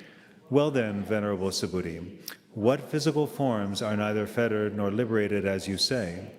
Likewise, Venerable Subhuti, what feelings, what conceptions, what conditioning factors, and what consciousness is neither fettered nor liberated as you say? Also, Venerable Subhuti, what actual nature of physical forms is neither fettered nor liberated as you say? O Subhuti, what actual nature of feelings, what actual nature of conceptions, what actual nature of conditioning factors, and what actual nature of consciousness is neither fettered nor liberated as you say? At this, the Venerable Subhuti said to the Venerable Purna, son of Maitrayani, O Venerable Purna, the physical form of an illusory person is neither fettered nor liberated. Likewise, Venerable Purna, the feelings, conceptions, conditioning factors, and consciousness of an illusory person are neither fettered nor liberated. Venerable Purna, the actual nature of an illusory person's physical form is neither fettered nor liberated. Likewise, the actual nature of an illusory person's feelings, conceptions, conditioning factors, and consciousness is neither fettered nor liberated. Why is that? Since the actual nature is not really existent, it is neither fettered nor liberated. Since it is void, nor liberated. Since it has not arisen, it is neither fettered nor liberated. For a bodhisattva great being who has donned the great armor, who has set out on the great journey, and who has mounted the great vehicle, this is the great armor free of any armor. At this, the Venerable Purna, son of Maitrayani, became silent. Then the Venerable Subhuti said to the Blessed One, O Blessed One, the bodhisattva great being who has donned the great armor in this way has set out on the great journey and has mounted the great vehicle. But what is that great vehicle? How should someone who has set out on that great journey be recognized? From where will that great path go beyond cyclic existence? Means has that great vehicle set out? Where will the great vehicle come to dwell? Who will go beyond cyclic existence by means of this great vehicle? At this, the Blessed One said to Subhuti, the great vehicle, Subhuti, is the epithet of something immeasurable. Subhuti, it is immeasurable because it is beyond measure. Subhuti, what you also asked is, how can someone who has set out on the great journey be recognized? From where will that great path go beyond cyclic existence? Who has set out on the great journey? Where will the great vehicle come to dwell? Who will go beyond cyclic existence by means of this great vehicle? Someone who has set out on the journey can be recognized by means of the transcendent states. From whatever belongs to the three realms, the great path will go beyond cyclic existence. He or she who is beyond the scope of perception has set out upon the journey. The great vehicle will come to dwell in the state of complete knowing. The bodhisattva great being will go beyond cyclic existence, but he or she will not go beyond cyclic existence from any location, nor will anyone even set out on a journey. He or she will not come to dwell in any state, but by not going to anywhere, he or she will come to dwell in the state of complete knowing. By means of this great vehicle, no one has gone beyond cyclic existence, no one will go beyond cyclic existence, and no one is going beyond cyclic existence. It is because those two things, that is, someone going beyond cyclic existence and some means by which to go beyond it, are neither found nor mentally perceived. Since these two are not to be found as such, what will go beyond cyclic existence by means of what? At this, the Venerable Subhuti said to the Blessed One, O Blessed One, it is called a great vehicle because by means of it, a bodhisattva great being will surpass the world with its gods, humans, and asuras, and hence will go beyond cyclic existence. It is a great vehicle that is equal to space. Just as there is room and space for immeasurable and innumerable beings, just so, O Blessed One, there is room in this vehicle for immeasurable and innumerable beings. It is from this perspective that it is the great vehicle of the Bodhisattva great beings. It is not seen coming, it is not seen going, it is not mentally perceived dwelling. Likewise, O Blessed One, the beginning point, the middle point, and the end point of this great path are not mentally perceived. O Blessed One, this path is the same in all three times. Therefore, it is called the Great Path. Then indeed the Blessed One commended Subhuti. Excellent, excellent Subhuti. It is as you say, Subhuti. It is as you say. In this way, it is the great path of Bodhisattva great beings. Having trained in this, Bodhisattva great beings have attained, are attaining, and will attain the state of complete knowing. Then the Venerable Purna, son of Maitrayani, said to the Blessed One, O Blessed One, this elder Subhuti, who was asked about the transcendent state of wisdom, considers that the great path is the topic to be expounded. And the Venerable Subhuti said to the Blessed One, O Blessed One, I was not speaking of the great path to the neglect of the transcendent state of wisdom. The Blessed One said, absolutely not, Subhuti. You are expounding the great path in conformity with the transcendent state of wisdom, Subhuti. At this, Subhuti said to the Blessed One, O Blessed One, it is through the Buddha's miraculous power. Nevertheless, O Blessed One, a bodhisattva does not go close to either any beginning point, any end point, or any middle point. Why not? This is because, insofar as physical forms are limitless, a bodhisattva should be known as limitless. Likewise, insofar as feelings, conceptions, conditioning factors, and consciousness are limitless, a bodhisattva should be known as limitless. He or she does not go close to the thought. Bodhisattvas are physical forms. Even this thought is not to be found mentally perceived. Likewise, he or she does not go close to the thought. Bodhisattvas are feelings, conceptions, conditioning factors, and consciousness. Even this thought is not found and not mentally perceived. O Blessed One, since I am not mentally perceiving any such thing called a bodhisattva anywhere at all or in any way at all, I do not identify this thing designated to be a bodhisattva, nor do I identify or mentally perceive the transcendent state of wisdom, nor do I identify or mentally perceive the state of complete knowing. O Blessed One, since I myself am neither mentally perceiving nor identifying that thing anywhere at all, by any means at all, what thing should I instruct and guide, in what thing, by means of what thing? O Blessed One, this Buddha is a mere designation. O Blessed One, this Bodhisattva is a mere designation. O Blessed One, this transcendent state of wisdom is a mere designation.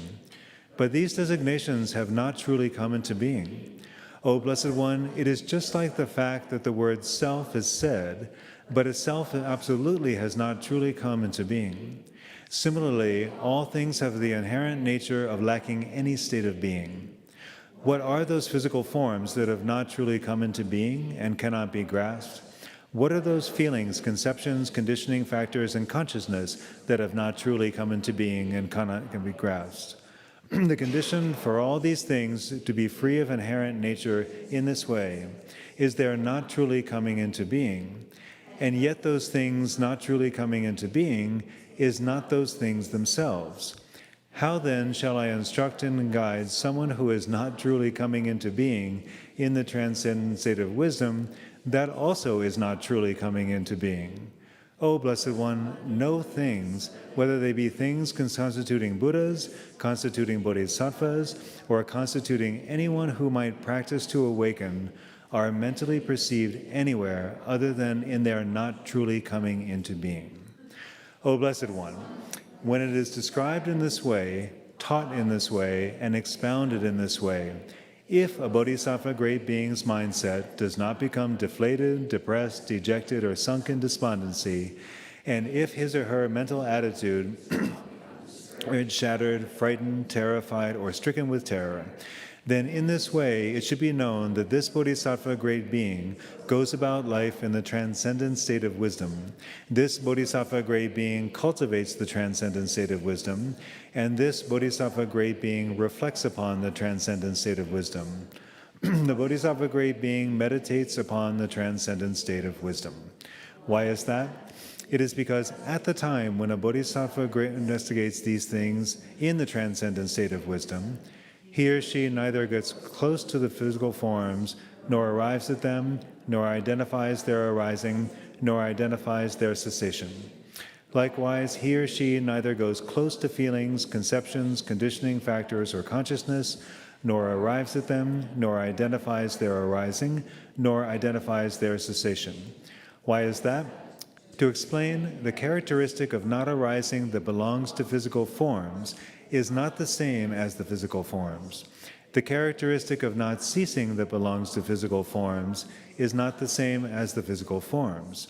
This being said, the characteristic of not arising and the physical forms are something free of duality and free from creating duality.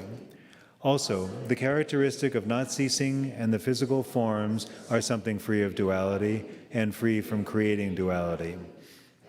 Saying physical forms is to quantify something free of duality. Likewise, the characteristic of not arising that belongs to feelings, conceptions, conditioning factors, and consciousness is not the same as the so-called feelings, conceptions, conditioning factors, and consciousness. The characteristic of not ceasing that belongs to physical conditioning factors and consciousness is not the same as the so-called consciousness. This being said, the characteristic of not arising and the feelings, conceptions, conditioning factors, and consciousness are something free of duality and free from creating duality. Also, the characteristic of not ceasing and the feelings, conceptions, conditioning factors, and consciousness are something free of duality and free from creating duality. Again, saying feelings, conceptions, conditioning factors, and consciousness is to quantify something free of duality. Therefore, O Blessed One, at the time when a bodhisattva is deeply reflecting upon all things as the aspects in the transcendent state of wisdom, he or she does not go close to physical forms, arrive at physical forms, identify their arising, or identify their cessation. Likewise, he or she does not go close to feelings, conceptions, conditioning factors, or consciousness, arrive at them, identify their arising, or identify their cessation. Why is that? To explain, physical form's nature of not arising is not the same as the so-called physical forms. Physical form's nature is not the ceasing as the so-called physical forms. This being said, the characteristic of not arising and the physical forms are something free of duality and free from creating duality. Also, the characteristic of not ceasing and the physical forms are something free of duality and free from creating duality. Again, saying physical forms is to quantify something free of duality. Likewise, the characteristic of not arising of feelings, conceptions, conditioning factors, and consciousness is not the same as the so-called feelings, conceptions, conditioning factors, and consciousness. The characteristic of not ceasing of feelings, conceptions, conditioning factors, and consciousness is not the same as the so-called feelings, conceptions, conditioning factors, and consciousness. This being said, the characteristic of not arising and the feelings, conceptions, conditioning factors, and consciousness are something free of duality and free from creating duality. Also, the characteristic of not ceasing and the feelings, conceptions, conditioning factors, and consciousness are something free of duality and free from creating duality. Again, saying feelings, conceptions, conditioning factors, and consciousness is to quantify something free of duality. Then the Venerable Shariputra said this: to explain the meaning of Venerable Subhuti's teaching as I understand it, even bodhisattvas are free of arising. If even bodhisattvas are free of arising, then how can they go about life performing difficult noble deeds? How are they able to subject themselves to those sufferings to which they subject themselves for the sake of beings? At this, the Venerable Subhuti said to the Venerable Shariputra, I do not hold that a bodhisattva great being is going about life performing difficult noble deeds, or that a bodhisattva great being is someone who goes about life with a conception of any noble deeds as difficult. Why not? To explain, it is not possible to bring about the benefit of innumerable after developing the conception of noble deeds as difficult. Rather, it is only after developing the conception of them as easy. That is to say, it is only after developing the conception of all beings, male or female, as mothers, fathers, daughters, or sons, that a bodhisattva great being goes about life performing the noble deeds of a bodhisattva. Based on that, a bodhisattva great being should develop the conception of all beings as mothers, fathers, sons, and daughters, until finally he or she develops the conception of them as his or her very own self, thinking, just as I must liberate myself from all sufferings by absolutely every means and in absolutely every way, I must liberate all sentient beings from all sufferings by absolutely every means and in absolutely every way. Likewise, I must develop this conception with respect to all sentient beings, and I shall not desert any of them. I must liberate all these beings from immeasurable amounts of sufferings, and I must not develop a mindset that is hostile toward them, even if I am being cut to pieces 100 times over. In precisely this way, a bodhisattva great being should develop the proper mindset. Furthermore, if he or she comes to abide with a mindset like this, then he or she will abide with a difficult. Furthermore, a bodhisattva great being should develop the proper mindset, thinking, just as a self is neither found nor mentally perceived anywhere by any means or in any manner, everything is neither found nor mentally perceived anywhere by any means or in any manner. In this way, a bodhisattva should develop the conception of all internal and external things. If he or she goes about life with a mindset like this, then he or she will neither go about life conceiving of noble deeds as difficult, nor abide conceiving of noble deeds as difficult. As Venerable Shariputra has also said, a bodhisattva is free of arising. It is so, Venerable Shariputra, it is so. A bodhisattva is free of arising. Shariputra, but Venerable Subhuti, is just a bodhisattva free of arising, or are the qualities of a bodhisattva free of arising too? Subhuti, Venerable Shariputra, the qualities of a bodhisattva too are free of arising. Shariputra, but Venerable Shariputra, qualities of a bodhisattva free of arising, or is the state of a complete knowing free of arising too? Subhuti, Venerable Shariputra, the state of complete knowing too is free of arising. Shariputra, but Venerable Subhuti, is just the state of complete knowing free of arising, or are the qualities of the state of complete knowing free of arising too? Subhuti, Venerable Shariputra, the qualities of the state of complete knowing too are free of arising. Shariputra, but are just the qualities of the state of complete knowing free of arising, or is an ordinary person free of arising too? Subhuti, Venerable Shariputra, an ordinary person too is free of arising. Shariputra, but is just an ordinary person free of arising, or are the qualities of an ordinary person free of arising too? Subhuti, Venerable Shariputra, the qualities of an ordinary person too are free of arising. At this, the Venerable Shariputra said to the Venerable Subhuti, O Venerable Subhuti, if even a bodhisattva is something free of arising, if even the qualities of a bodhisattva are free of arising, if even the state of complete knowing is free of arising, if even the qualities of the state of complete knowing are free of arising, and if even an ordinary person and the qualities of an ordinary person are free of arising, then certainly, Venerable Subhuti, a bodhisattva has already attained the state of complete knowing. At this, the Venerable Subhuti said to the Venerable Shariputra, O Venerable Shariputra, I am asserting neither the attainment nor the realization of a thing that has not arisen. Furthermore, a thing that has not arisen does not attain an attainment that has not arisen. Shariputra and Venerable Subhuti, is it the case that an attainment that has not arisen is attained by a thing that has not arisen? Or is it the case that an attainment that has not arisen is attained by a thing that has arisen? Subhuti, Venerable Shariputra, has a thing that has not arisen, arisen? Or has a thing that has not arisen simply not arisen? Shariputra, but Venerable Subhuti, is a thing that just arises free of arising? Or is a thing free of arising something that arises? Subhuti. Venerable Shariputra, it is not illuminating for you to utter, is a thing free of arising something that arises. Shariputra. Venerable Subhuti, is it illuminating for you to speak of a thing that is even free of arising? Subhuti. Venerable Shariputra, the utterance is simply something free of arising. Venerable Shariputra, precisely what is free of arising is illuminating. Venerable Shariputra, the illumination is simply free of arising. In this way, it is absolutely illuminating. At this, Shariputra said this: the Venerable Subhuti should be considered the foremost among Dharma teachers. Why so?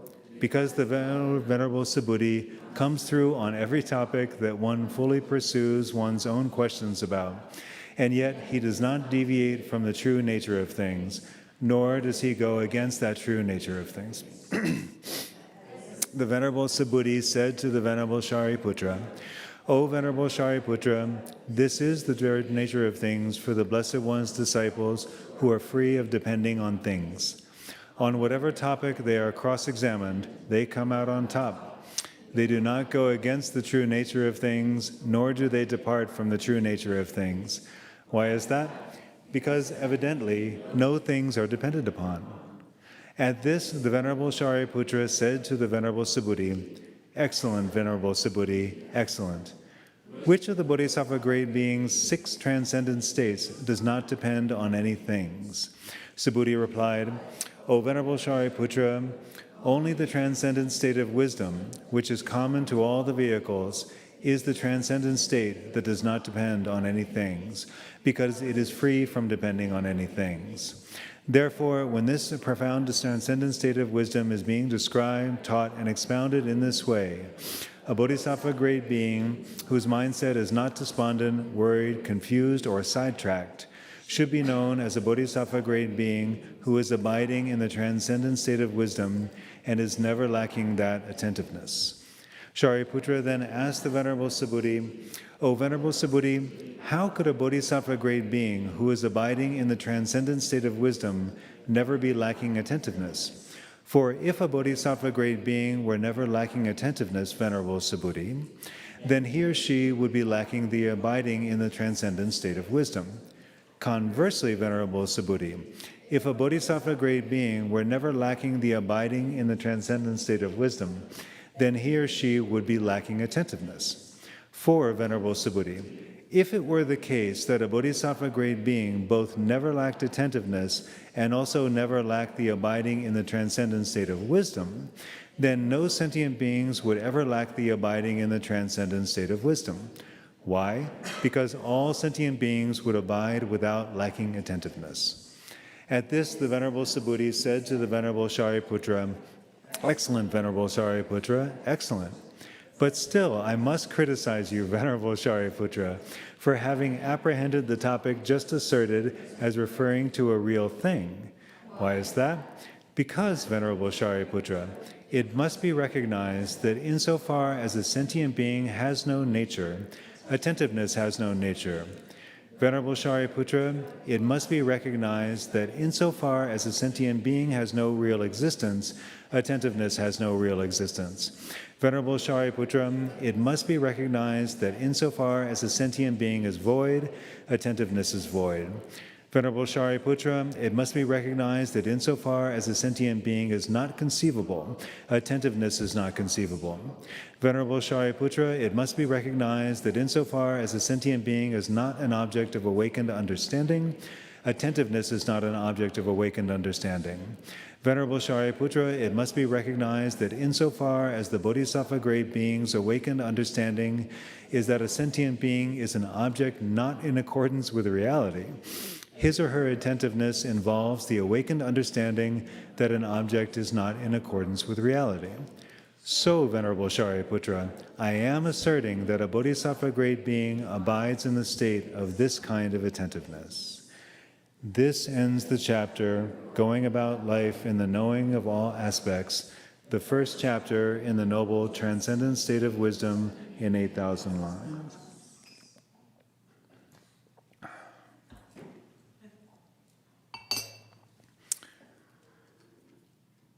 Chapter 2, for Shakra. At that time, Shakra, powerful lord of the gods, alighted in that very assembly and took his seat. He was flanked by his retinue of 40,000 gods from his heaven of the 33. He was further accompanied by the 4 guardians of the world, together with the 20,000 gods in the retinue of those 4 great kings. Also Brahma, the lord of this world system, alighted among that assembly and took his seat, surrounded by his retinue of 10,000 gods and the 5,000 gods of the Shuddhavasas heavens. Or splendor, which arose from the maturation of the gods' own former karmic deeds, was instantly outshone by the Buddha's miraculous power, the Buddha's majesty, and his blessings. Then Shakra, powerful lord of the gods, said to the elder, the venerable Subhuti, "Noble Subhuti, these many thousands of gods who have alighted among this assembly and taken their seats in your presence want to listen to the Bodhisattva grade being's transcendent state of wisdom, to the expounding of it, to the instruction in it, and to the guidance in it. So how should a Bodhisattva grade being dwell in that transcendent state of wisdom, train in it, and engage in meditation in it?" The elder, the venerable Subhuti, said, "Kaushika, through the Buddha's miraculous power, the Buddha's majesty, and the Buddha's blessings, I will expound it to you. Those gods who have not developed the proper mindset for supreme perfect awakening can and should develop it. However, those who have already entered an irreversible state of perfection are not able to develop the proper mindset for supreme perfect awakening. Why is that?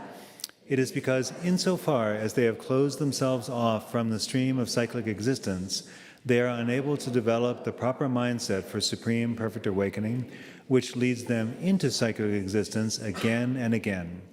But if even they were somehow to develop the proper mindset for supreme perfect awakening, I would rejoice for them too, and I would never discount their roots of virtue, since they too are able to acquire the most distinguished qualities among the distinguished qualities." Then the Blessed One said to the elder, the venerable Subhuti, "Excellent Subhuti, excellent. You, Subhuti, are indeed excellent. You are inspiring Bodhisattva great beings." Then the elder, the venerable Subhuti, said to the Blessed One, "Blessed One, we must express gratitude for the kind deeds done on behalf of the Blessed One, and not fail to express gratitude for them. What motivates me to say this? Previously, Blessed One, in the presence of former, worthy, perfectly and completely awakened Tathāgatas, the Blessed One had just become a Bodhisattva and was going about his life engaged in pure spiritual practice in order to realize awakening for our sake. Certain disciples instructed and guided him in the transcendent states, and by going about his life in those, the Blessed One developed the unsurpassed knowing. Similarly, Blessed One, it is also incumbent upon us disciples to lend help to Bodhisattva grade beings, to take care of them, to assist them, and to support them. Why is that? It is because those Bodhisattva grade beings whom we help, take care of, assist, and support will quickly realize unsurpassed perfect awakening." Then the elder, the venerable Subhuti, said to Shakra, powerful lord of the gods, "O Kaushika, listen well and pay good attention. I will tell you the way Bodhisattva grade beings should dwell in the transcendent state of wisdom. Kaushika, a Bodhisattva grade being should dwell in the transcendent state of wisdom by means of dwelling in emptiness, since, Kaushika, a Bodhisattva grade being has donned the great armor. That is, a Bodhisattva grade being should not dwell on physical forms. Likewise, he or she should not dwell on feelings, conceptions, conditioning factors, or consciousness. He or she should not dwell on the eyes. He or she should not dwell on visible forms. He or she should not dwell on visual consciousness. He or she should not dwell on contact with them through the eyes. He or she should not dwell on the feelings born from that contact through the eyes. Likewise, he or she should not dwell on the other organs, namely the ears, nose, mouth, body, or mental organ.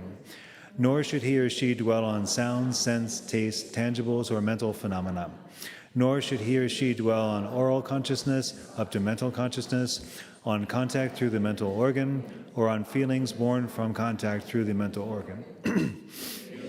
Should not dwell on the earth element, the water element, the fire element, the wind element, the space element, or the element of consciousness. He or she should not dwell on the applications of mindfulness, nor should he or she dwell on the correct exertions, the supernormal supports, the faculties, the strengths, the aspects of awakening, or the aspects of the path. He or she should not dwell on the fruition of a stream enterer, of a once returner, of a non-returner, or of being a worthy one. Nor should he or she dwell on being a solitary realizer, nor should he or she dwell on being a Buddha. This is all said because he or she should not dwell on the notion of physical forms, nor should he or she dwell on the notion of feelings, conceptions, conditioning factors, or consciousness, nor should he or she dwell on the notion of any organ and so forth, from the eye up to the feelings born from contact through the mental organ.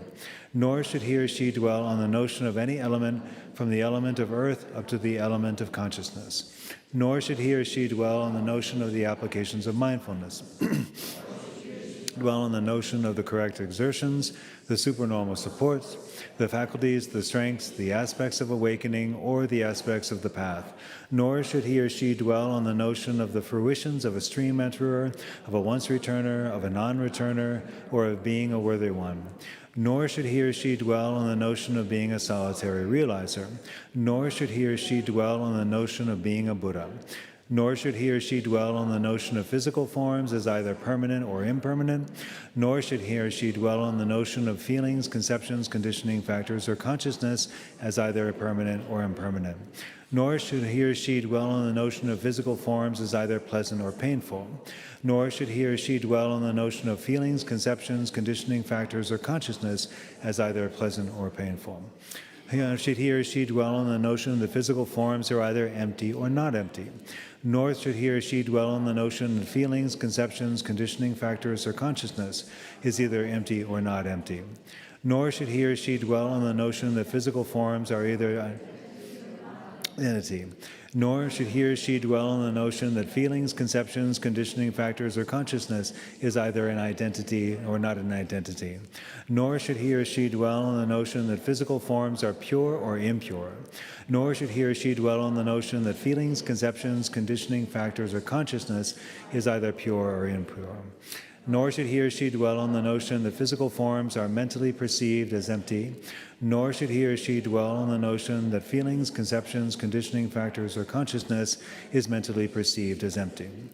Nor should he or she dwell on the notion that the fruition of a stream enterer is made prominent by the unconditioned.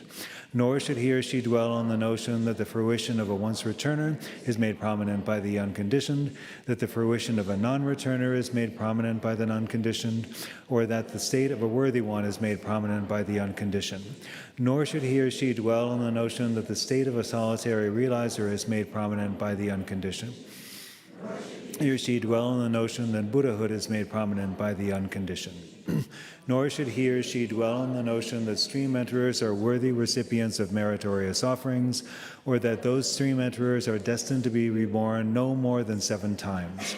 Nor should he or she dwell on the notion that once returners are worthy recipients of meritorious offerings, or that once returners are not quite fully accomplished in that they will return to this desire realm one more time before reaching the end of suffering.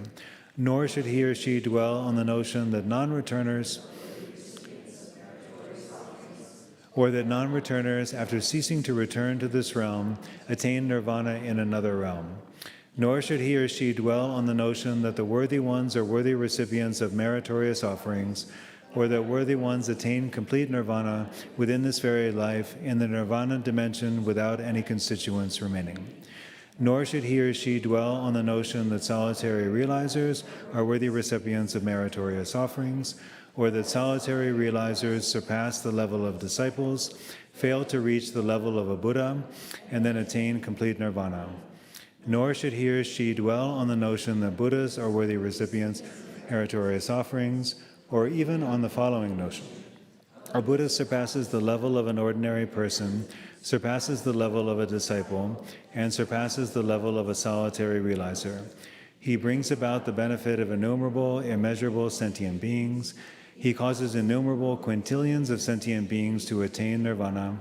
He definitively establishes innumerable, immeasurable sentient beings in the state of a disciple, the state of a solitary realizer, and perfect Buddhahood. He dwells on the level of a Buddha, does the deeds of a Buddha, and then attains complete nirvana through the complete nirvana of a Buddha, while in the nirvana dimension without any constituents remaining. Then the Venerable Shariputra was ruminating to himself as follows. Suppose that a bodhisattva great being does not dwell on this very notion, namely, a Buddha surpasses the level of an ordinary person, surpasses the level of a disciple, and surpasses the level of a solitary realizer. He brings about the benefit of innumerable, immeasurable sentient beings. He causes innumerable quintillions of sentient beings to attain nirvana. He definitively establishes innumerable, immeasurable sentient beings in the state of a disciple, the state of a solitary realizer, and the state of a perfect Buddha. He dwells on the level of a Buddha, does the deeds of a Buddha, and then attains complete nirvana through the complete nirvana of a Buddha in the nirvana dimension without any constituents remaining. Nonetheless, how should a bodhisattva great being dwell? How should he or she train? Power of the Buddha. The Venerable Subhuti knew in his mind of the Venerable Shariputra's mental ruminations and asked the Venerable Shariputra, Venerable Shariputra, what do you think? Where does the worthy, perfectly and completely awakened Tathāgata dwell? The Venerable Shariputra replied, Subhuti, the worthy, perfectly and completely awakened Tathāgata does not dwell anywhere. Why is that? Because the worthy, perfectly and completely awakened Tathāgata's mind is never fixed in any dwelling. He never dwells in the dimension of the conditioned or in the dimension of the unconditioned, nor is he somewhere removed from these. The elder, the Venerable Subhuti, said to the Venerable Shariputra, Likewise, Venerable Shariputra, a bodhisattva great being should dwell and train in this very way. That is to say, he or she should train with the notion, I will dwell just like the worthy, perfectly and completely awakened Tathāgata, who is neither someone dwelling, nor someone not dwelling, nor someone free of dwelling, nor someone not free of dwelling on anything. Bodhisattva great being should train him or herself in this, thinking, I will dwell the way that the Tathāgata dwells and train myself in that. In other words, just as the Tathāgata dwells by means of freedom from dwelling, so too will I dwell and train myself. In such a way should a bodhisattva great being dwell and train. Training in this way, he or she abides in this transcendent state of wisdom and is never lacking in this attentiveness. Some gods in that assembly then had this thought. When benevolent spirits are talking to other benevolent spirits, we can distinguish the language of the benevolent spirits, namely the words of the benevolent spirits, their statements, and their overall point, just as it is spoken by those benevolent spirits. However, we do not distinguish this thing that Subhuti is speaking about, discussing, teaching, and expounding. Then, through the miraculous power of the Buddha, the Venerable Subhuti knew in his mind that the gods were having this kind of mental rumination, and said to them, Gods, it is not distinguished by you at all, because there is something about it not pointed out, and there is something about it not heard. But just then the gods thought, Subhuti will now make it clear. Aha, he will now spell it out. Noble Subhuti is about to get into the loftiest point among lofty points. He is about to get into, describe, and explain the most subtle point among the subtle points, the most profound point among the profound points. Then, through the miraculous power of the Buddha, the Venerable Subhuti knew in his mind mental rumination and said to those gods, So, gods, whether you wish to attain and dwell in the fruition of a stream enterer, a once returner, a non-returner, a worthy one, a solitary realizer, or an unsurpassed Buddha, there is no realizing it without developing acceptance of it. But then the gods wondered, what sort of Dharma listeners would be acceptable to this noble Subhuti? And through the miraculous power of the Buddha, the Venerable Subhuti knew in his mind of the gods' mental rumination and said to those gods, Gods, Dharma listeners who are like magical illusions or like magical emanations would be acceptable to me. Listeners never hear or actualize anything. Then those gods asked the Venerable Subhuti, But noble Subhuti, those sentient beings who are like magical illusions, Are they themselves not magical illusions? At this, the Venerable Subhuti said to the gods, Gods, those sentient beings are like a magical illusion. Gods, those sentient beings are like a dream. That is, because sentient beings and a magical illusion are here something free of duality and free from creating duality.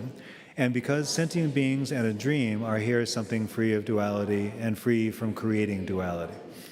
Also, gods, all things are like a magical illusion and like a dream. The fruition of a stream enterer is like a magical illusion and like a dream. In this way, both a once-returner and the fruition of a once-returner, both a non-returner and the fruition of a non-returner, and both a worthy one and the state of a worthy one are like a magical illusion and like a dream. Both a solitary realizer and the state of a solitary realizer are like a magical illusion and like a dream. Both a perfect Buddha and the state of a perfect Buddha are like a magical illusion and like a dream. The gods then asked the Venerable Subhuti, Subhuti, are you saying that even a perfect Buddha is like a magical illusion and like a dream? Are you saying that even perfect Buddhahood is like a magical illusion and like a dream? Gods, I am saying that even nirvana is like a magical illusion and like a dream, replied Subhuti. Then the gods said to the Venerable Subhuti, you are saying that even nirvana is like a magical illusion and like a dream? The Venerable Subhuti said, Gods, I am saying that even if there were some other thing superior to nirvana, that too would just be like a magical illusion and like a dream. Gods, it is because nirvana and a magical illusion are here something free of duality and free from creating duality. This is because nirvana and a dream are here something free of duality and free from creating duality. Then the Venerable Shariputra, the Venerable Purna, son of Maitrayani, the Venerable Mahakoshtila, the Venerable Mahakatyayana, the Venerable Mahakashyapa, and other great disciples, along with others, asked the Venerable Subhuti, Venerable Subhuti, who will accept the transcendent state of wisdom being explicated in this way? Then the Venerable Ānanda said to the elders, Venerable ones, those bodhisattva great beings beyond regressing, those persons blessed with correct views, or worthy ones whose worldly influences have dissipated, will accept this transcendent state of wisdom being explicated in this way. Then the Venerable Subhuti said to the other elders, Venerable ones, no one will accept this transcendent state of wisdom being explicated in this way. Why is that? Because in this state, no Dharma is implied, no Dharma is elucidated, and no Dharma is made known. So, to the extent that no Dharma is implied in this state, no Dharma is elucidated in it, and no Dharma is made known in it, to that same extent, no one will accept this transcendent state of wisdom explicated in this way. Shakra, powerful lord of the gods, then thought this to himself, to venerate noble Subhuti's skillful way of teaching the Dharma, I should emanate flowers and shower them down upon noble Subhuti. Moment, Shakra, powerful lord of the gods, emanated flowers and showered them down upon the elder Subhuti. In response to Shakra, powerful lord of the gods, Subhuti thought to himself, flowers that I have never seen before are being showered down by Shakra, powerful lord of the gods, and they are falling among the gods of the heaven of the 33. These magically emanated flowers are not flowers produced by trees, bushes, or vines. These flowers showered down by Shakra, powerful lord of the gods, must be made by mind. Shakra, powerful lord of the gods, knew in his mind of Subhuti's mental rumination and said to the Venerable Subhuti, Subhuti, these flowers are unproduced. Why is that? Because there are no flowers either produced by mind or produced by trees, bushes, or vines. Then the Venerable Subhuti said to Shakra, powerful lord of the gods, Kaushika, what you are saying is that these flowers are unproduced, that is, neither produced by mind nor by trees, bushes, or vines. Yet, Kaushika, whatever is unproduced is not a flower. Shakra, powerful lord of the gods, thought to himself, this profoundly wise, noble Subhuti is explicating that designation of things with words and names. He is not contradicting that designation, but rather dissecting it and expounding it precisely. Then Shakra, powerful lord of the gods, said to Subhuti, "Exactly so, noble Subhuti, exactly so. A bodhisattva great being should train in this state in the exact way that the noble Subhuti is expounding it." Then Subhuti said to Shakra, powerful lord of the gods, "Yes, Kaushika, yes. A bodhisattva great being should train this way in this state. Kaushika, training in this way, a bodhisattva great being neither trains in the fruition of a stream enterer, nor in the fruition of a once-returner, nor in the fruition of a non-returner, nor in the state of a worthy one, nor in the state of a solitary realizer, nor in Buddhahood. Yet that bodhisattva great being, who is not training on these levels, does train in Buddhahood or in the state of complete knowing. That bodhisattva great being, who is training in Buddhahood or in the state of complete knowing, does train measurable. That bodhisattva great being, who is training in the innumerable, immeasurable qualities of a Buddha, does not train to increase or decrease physical forms. Likewise, he or she does not train to increase or decrease feelings, conceptions, conditioning factors, or consciousness. That bodhisattva who is not training to increase or decrease physical forms, and who is not training to increase or decrease feelings, conceptions, conditioning factors, or consciousness, does not train to apprehend physical forms or eliminate them. Likewise, he or she does not train to apprehend or eliminate feelings, conceptions, conditioning factors, or consciousness. Nor does he or she train to apprehend anything in order to develop it or cause it to vanish. That bodhisattva great being, who is not training to apprehend anything in order to develop it to cause it to vanish, does not train to apprehend even the state of complete knowing in order to develop that thing or cause it to vanish. Yet, by training in this way, a bodhisattva great being trains in the state of complete knowing and will go beyond cyclic existence in the state of complete knowing.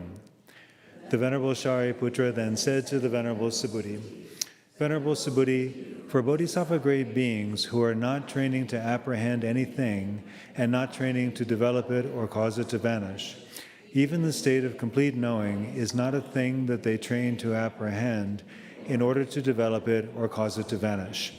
By training in this way, the bodhisattva great being trains in the state of complete knowing and will go beyond cyclic existence in the state of complete knowing." Venerable Subhuti said, "Yes, Venerable Shariputra, that is exactly right. Venerable Shariputra, a bodhisattva great being who is not training to apprehend anything and not training to develop it or cause it to vanish, does not train to apprehend even the state of complete knowing, and does not train to develop it or cause it to vanish. Nor does he or she train to apprehend even the qualities of a Buddha in order to develop them or cause them to vanish. By training in this way, Venerable Shariputra, a bodhisattva great being trains in the state of complete knowing and goes beyond cyclic existence in the state of complete knowing." Shakra, powerful lord of the gods, then asked this of the Venerable Shariputra, "Venerable Shariputra, on what basis should a bodhisattva great being pursue the transcendent state of wisdom?" The Venerable Shariputra replied, "A bodhisattva great being should pursue the transcendent state of wisdom on the basis of Venerable Subhuti's discourse." At this, Shakra, powerful lord of the gods, asked the Venerable Shariputra, "Venerable Shariputra, when noble Subhuti speaks of the transcendent state of wisdom, whose blessings should be recognized? Whose miraculous power should be recognized?" This replied, "Kaushika, it is the Tathāgata's blessings that should be recognized, and the Tathāgata's miraculous power that should be recognized, when the noble Subhuti speaks of the transcendent state of wisdom." At this, the Venerable Subhuti said to Shakra, powerful lord of the gods, "Kaushika, you asked the following: when noble Subhuti speaks of the transcendent state of wisdom, whose blessings should be recognized? Whose miraculous powers should be recognized? When I speak of the transcendent state of wisdom, it is the Tathāgata's blessings that should be recognized, and the Tathāgata's miraculous power that should be recognized." You also asked the following: on what basis should a bodhisattva great being pursue the transcendent state of wisdom? Kaushika, a bodhisattva grade being does not pursue the transcendent state of wisdom on the basis of physical forms or on any basis other than physical forms. Likewise, he or she does not pursue the transcendent state of wisdom on the basis of feelings, conceptions, conditioning factors, or consciousness, or on any basis other than feelings, conceptions, conditioning factors, or consciousness. Why is that? It is because physical forms are not the transcendent state of wisdom, nor is there a transcendent state of wisdom in anything other than physical forms. Likewise, feelings, conceptions, conditioning factors, and consciousness are not the transcendent state of wisdom, nor is there a transcendent state of wisdom in anything other than feelings, conceptions, conditioning factors, and consciousness. At this, Chakra, powerful lord of the gods, said to the Venerable Subhuti, Subhuti, it is a great transcendent state, this transcendent state of wisdom. It is a transcendent state beyond measure, this transcendent state of wisdom. It is an unlimited transcendent state, this transcendent state of wisdom. It is an infinite transcendent state, this transcendent state of wisdom.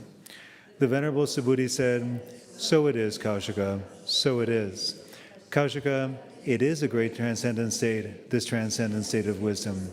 It is a transcendent state beyond measure, this transcendent state of wisdom. It is an unlimited transcendent state, this transcendent state of wisdom. It is an infinite transcendent state, this transcendent state of wisdom. Why is that? Kaushika, it is because inasmuch as physical forms are great, it is a great transcendent state, this transcendent state of wisdom.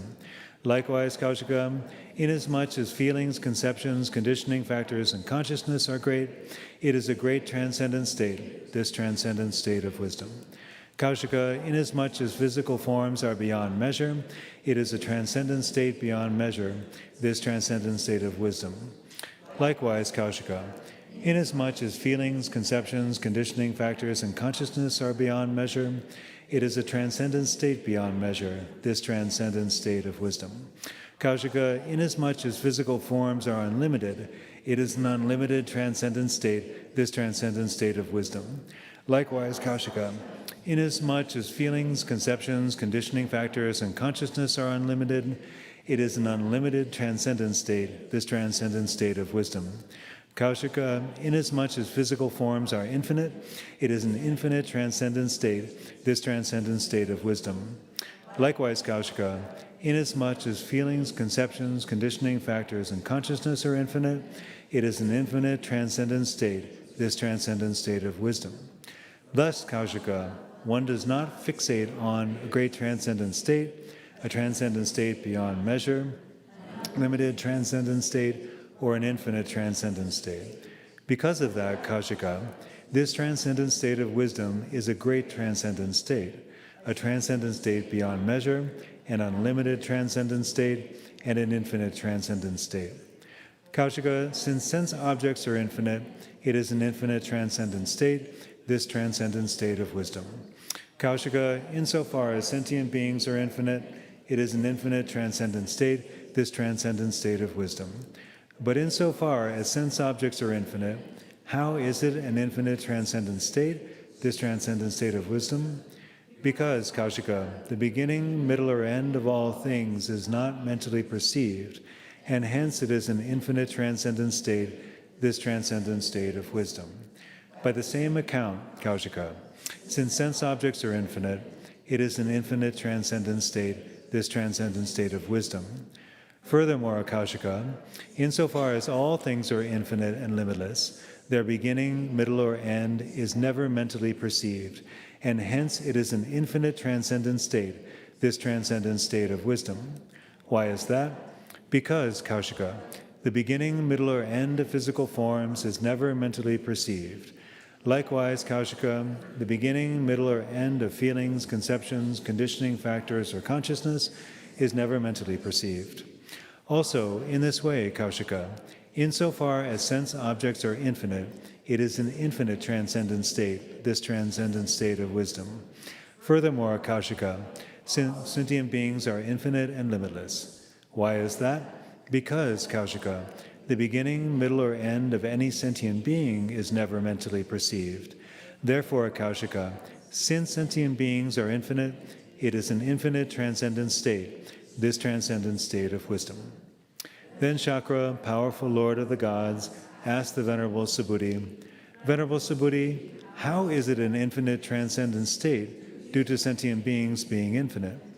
The elder Subhuti said, this transcendent state of wisdom is an infinite transcendent state, since sentient beings are infinite, but not by way of counting them or on account of their being great in number.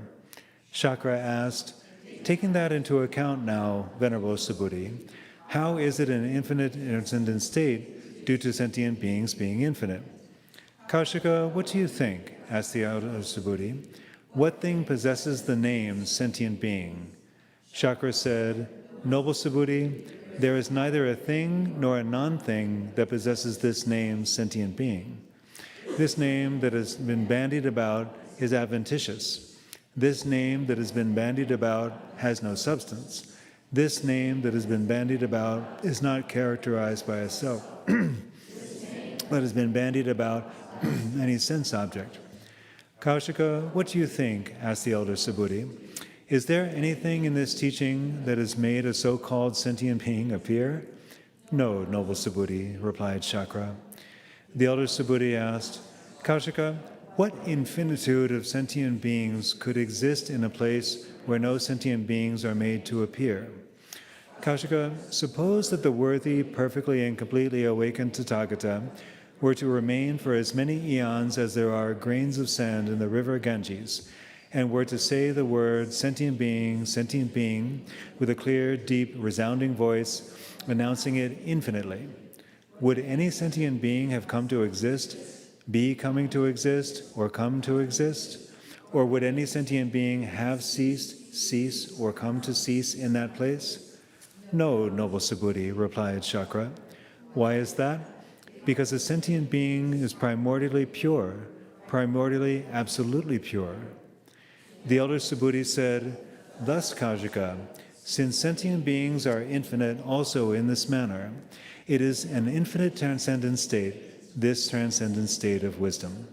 It is also for this very reason, Kaushika, that the infinitude of the transcendent state of wisdom should be understood by way of the infinitude of sentient beings.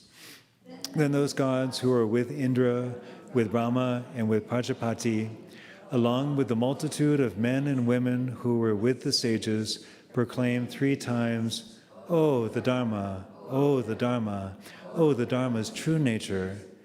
In this, the noble Subhuti is pointing out, teaching, clarifying, and revealing that which is the manifestation of the Tathāgata. Blessed One, from today onward, we will affirm that a bodhisattva great being who never lacks this transcendent state of wisdom and abides in it will be a Tathāgata. The Blessed One then addressed the gods who were with Indra, with Brahma, and with Prajapati, along with a multitude of male and female sages. So it is, gods, so it is.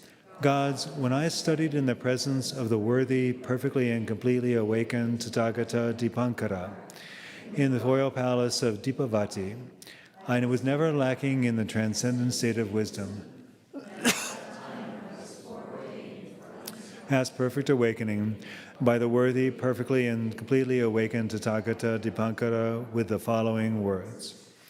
Brahman's son, after countless eons in the future, you will become a worthy, perfectly and completely awakened Tathāgata, perfected in knowledge and appropriate conduct, a blissful one, a knower of the world, an unsurpassed guide for persons to be tamed, a teacher of gods and humans, a Buddha, and a Blessed One. Then the God said to the Blessed One, it is wonderful, how supremely wonderful that bodhisattva great beings have this transcendent state of wisdom that brings forth the complete knowing and unites them with it. This ends the chapter for Shakra, the second chapter in the transcendent state of wisdom in 8,000 lines.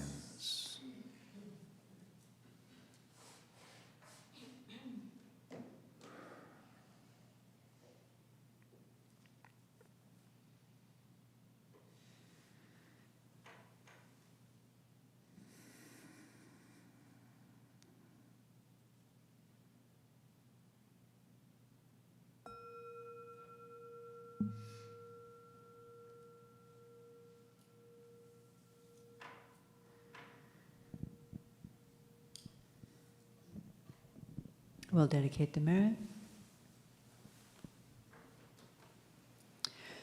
Due to this merit, may we soon attain the awakened state of Guru Buddha, that we may be able to liberate all sentient beings from their sufferings. May the precious Bodhi mind, not yet born, arise and grow. May that born have no decline, but increase forevermore. Now, the residents at Sravasti Abbey have kindly allowed me to insert this final prayer, which is a prayer to remove obstacles. That in the traditions that I'm familiar with, we often recite it after reciting the Heart Sutra. But as we'll see this afternoon, this prayer is drawn directly from the third chapter of this sutra. And so could you go to the end? Would it be possible to go to the final slide? Yeah. So at the end of this prayer, we are going to clap together and snap our fingers. So when it says at the end, from accomplishing the noble Dharma, like on Dharma clap, may they be annihilated, may they be rendered harmless, may they be completely pacified. Okay? So please go back to the beginning. Just as long ago the king of the gods, Indra, by the power and strength of contemplating the profound meaning of the Prajnaparamita, the Great Mother, and reciting its words, was able to avert the demonic forces of negativity, in the very same way, may we too, through the power and strength of contemplating the profound meaning of the Prajnaparamita, the Great Mother, and reciting its words, avert all the negative influences that prevent us and those around us from accomplishing the noble Dharma. May they be annihilated, may they be rendered harmless, may they be completely pacified.